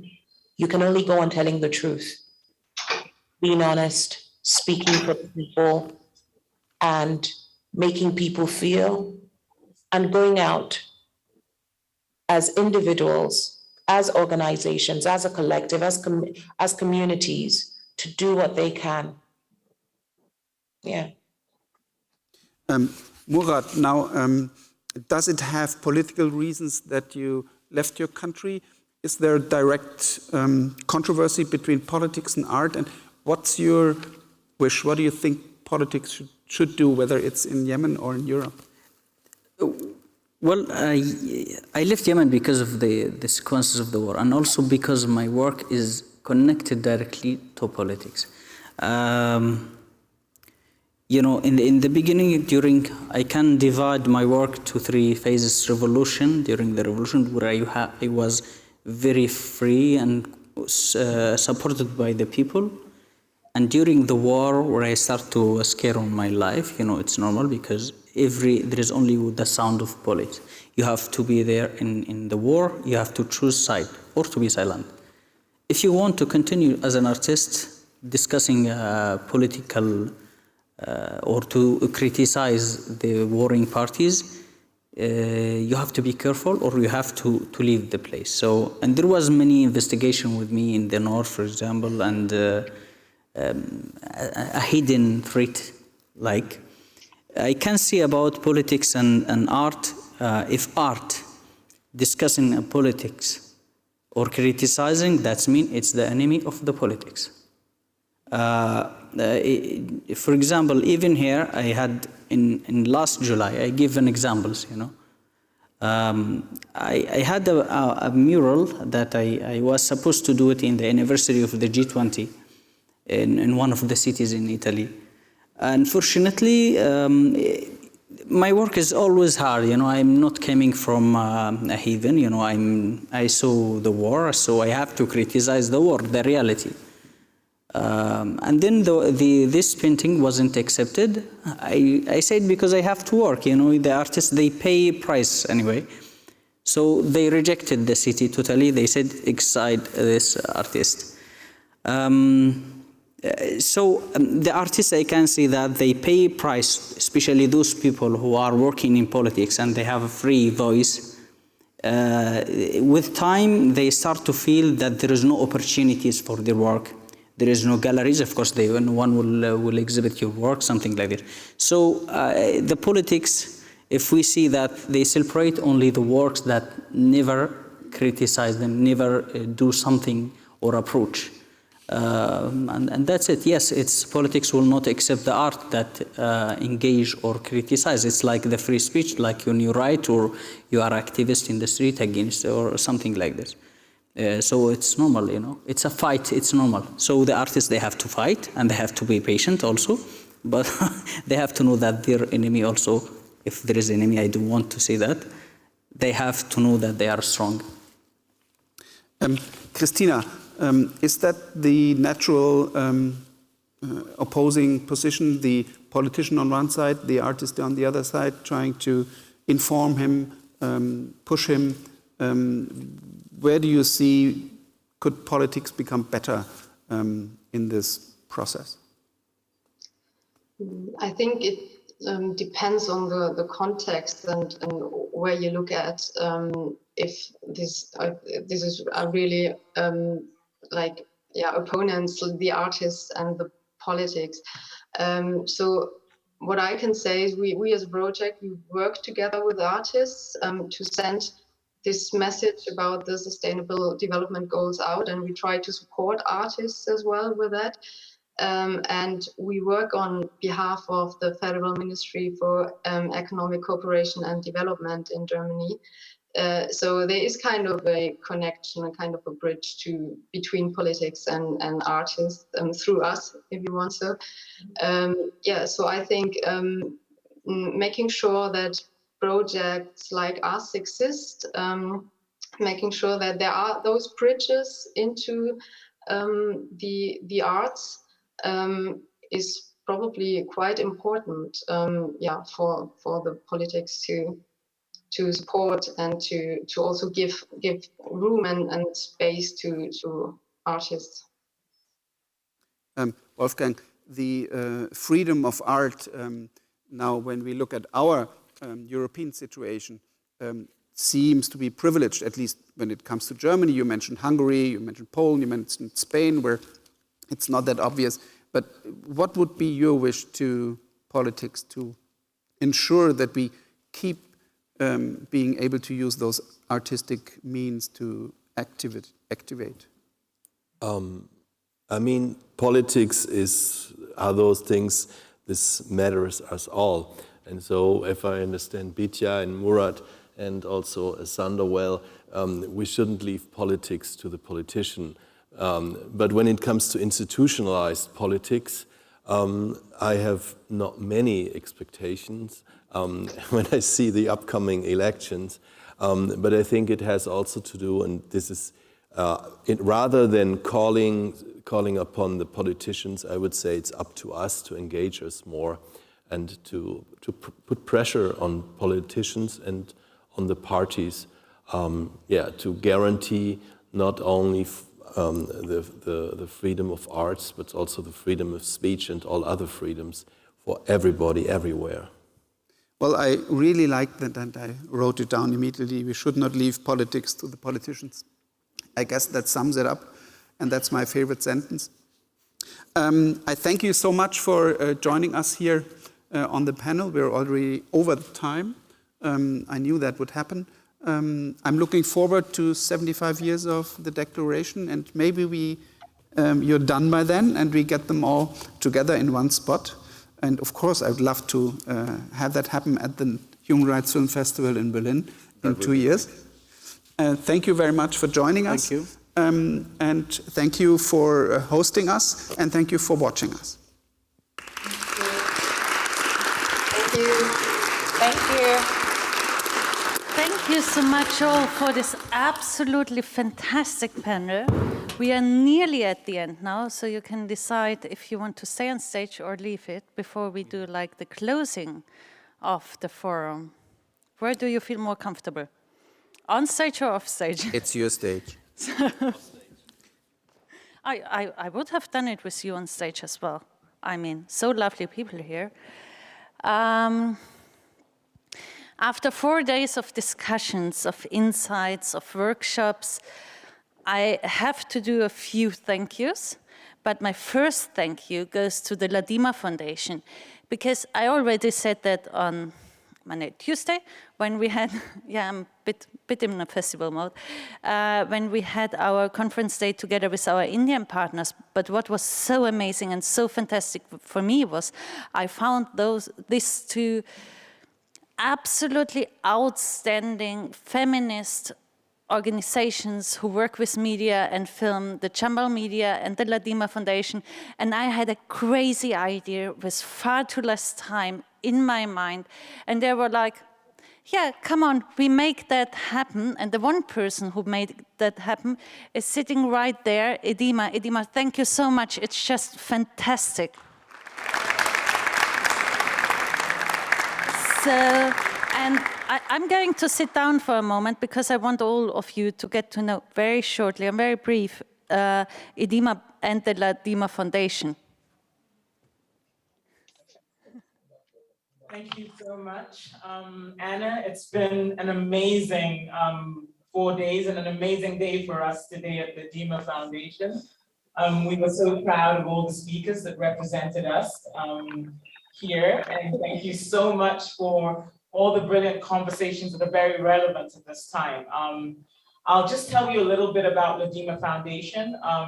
For us, we want to ensure that we can limit, the imbalance, that we find in the film, TV, and content environments in Africa that impact women. And we realize that it is really, really necessary for us to ensure capacity building. I just have something that I need to read because I think that we must take bold steps towards closing the gender gap and redefining the role of women in Nigeria, in Africa, and across the globe.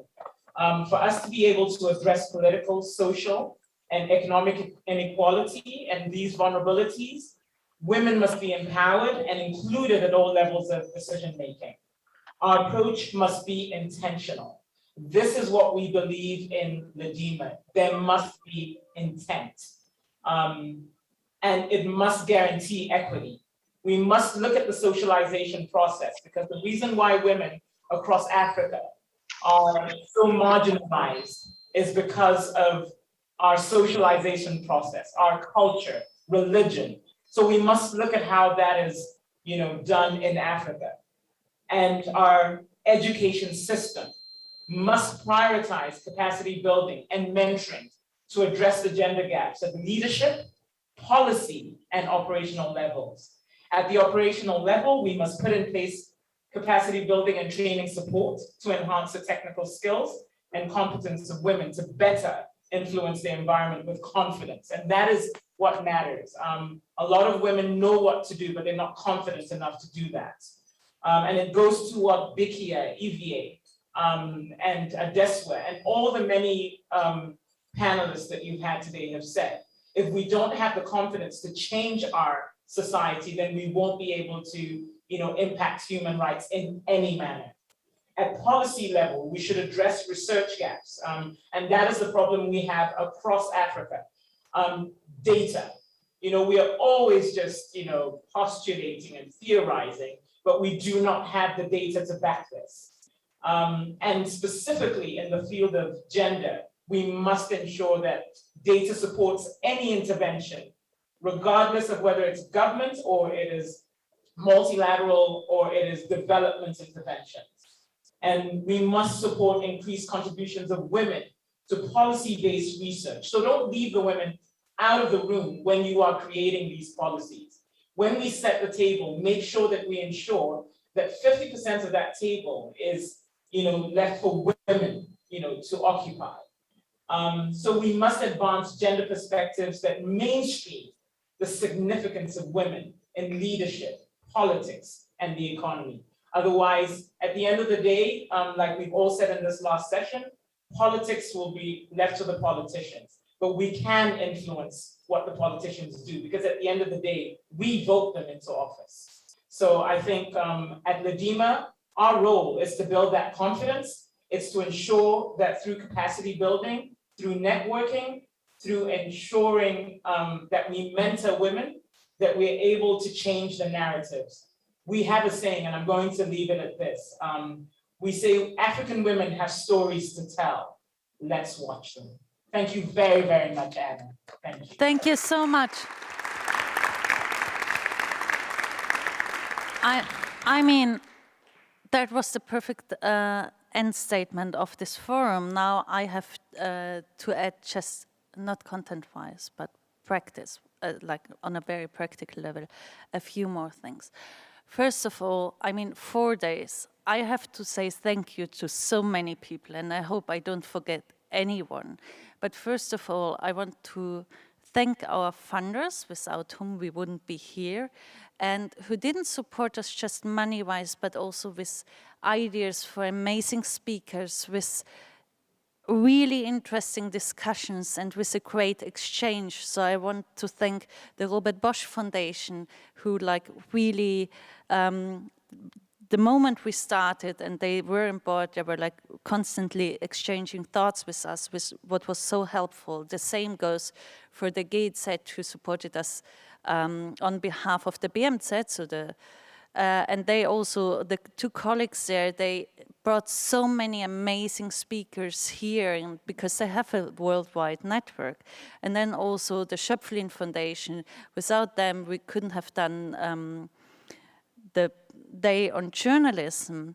And so I want to say thank you to all of them, and then also to the partners who supported us content-wise, like the Deutsche Welle Akademie, the Hertie School Center for Fundamental Rights, and the Center for Humanitarian Action. And last but not least, the three amazing organizations who are the backbone of everything. Action Against Hunger, for most importantly, because they are the whole team was fantastic. My colleagues were outstanding, but also our colleagues from Save the Children and from Amnesty International. And last but not least, the whole team. We are a tiny team, and I want to say thank you in particular to Lydia, who joined me 6 months ago and is handling everything and is just doing a really outstanding job. Thank you so much. It's absolutely fantastic.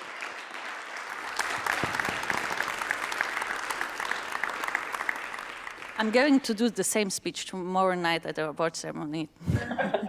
But I also want to say thank you to our volunteers. In particular, we have so many people who were here this year supporting the forum for the second year and really spending time here and supporting us on every level. That's I could cry. It's so beautiful.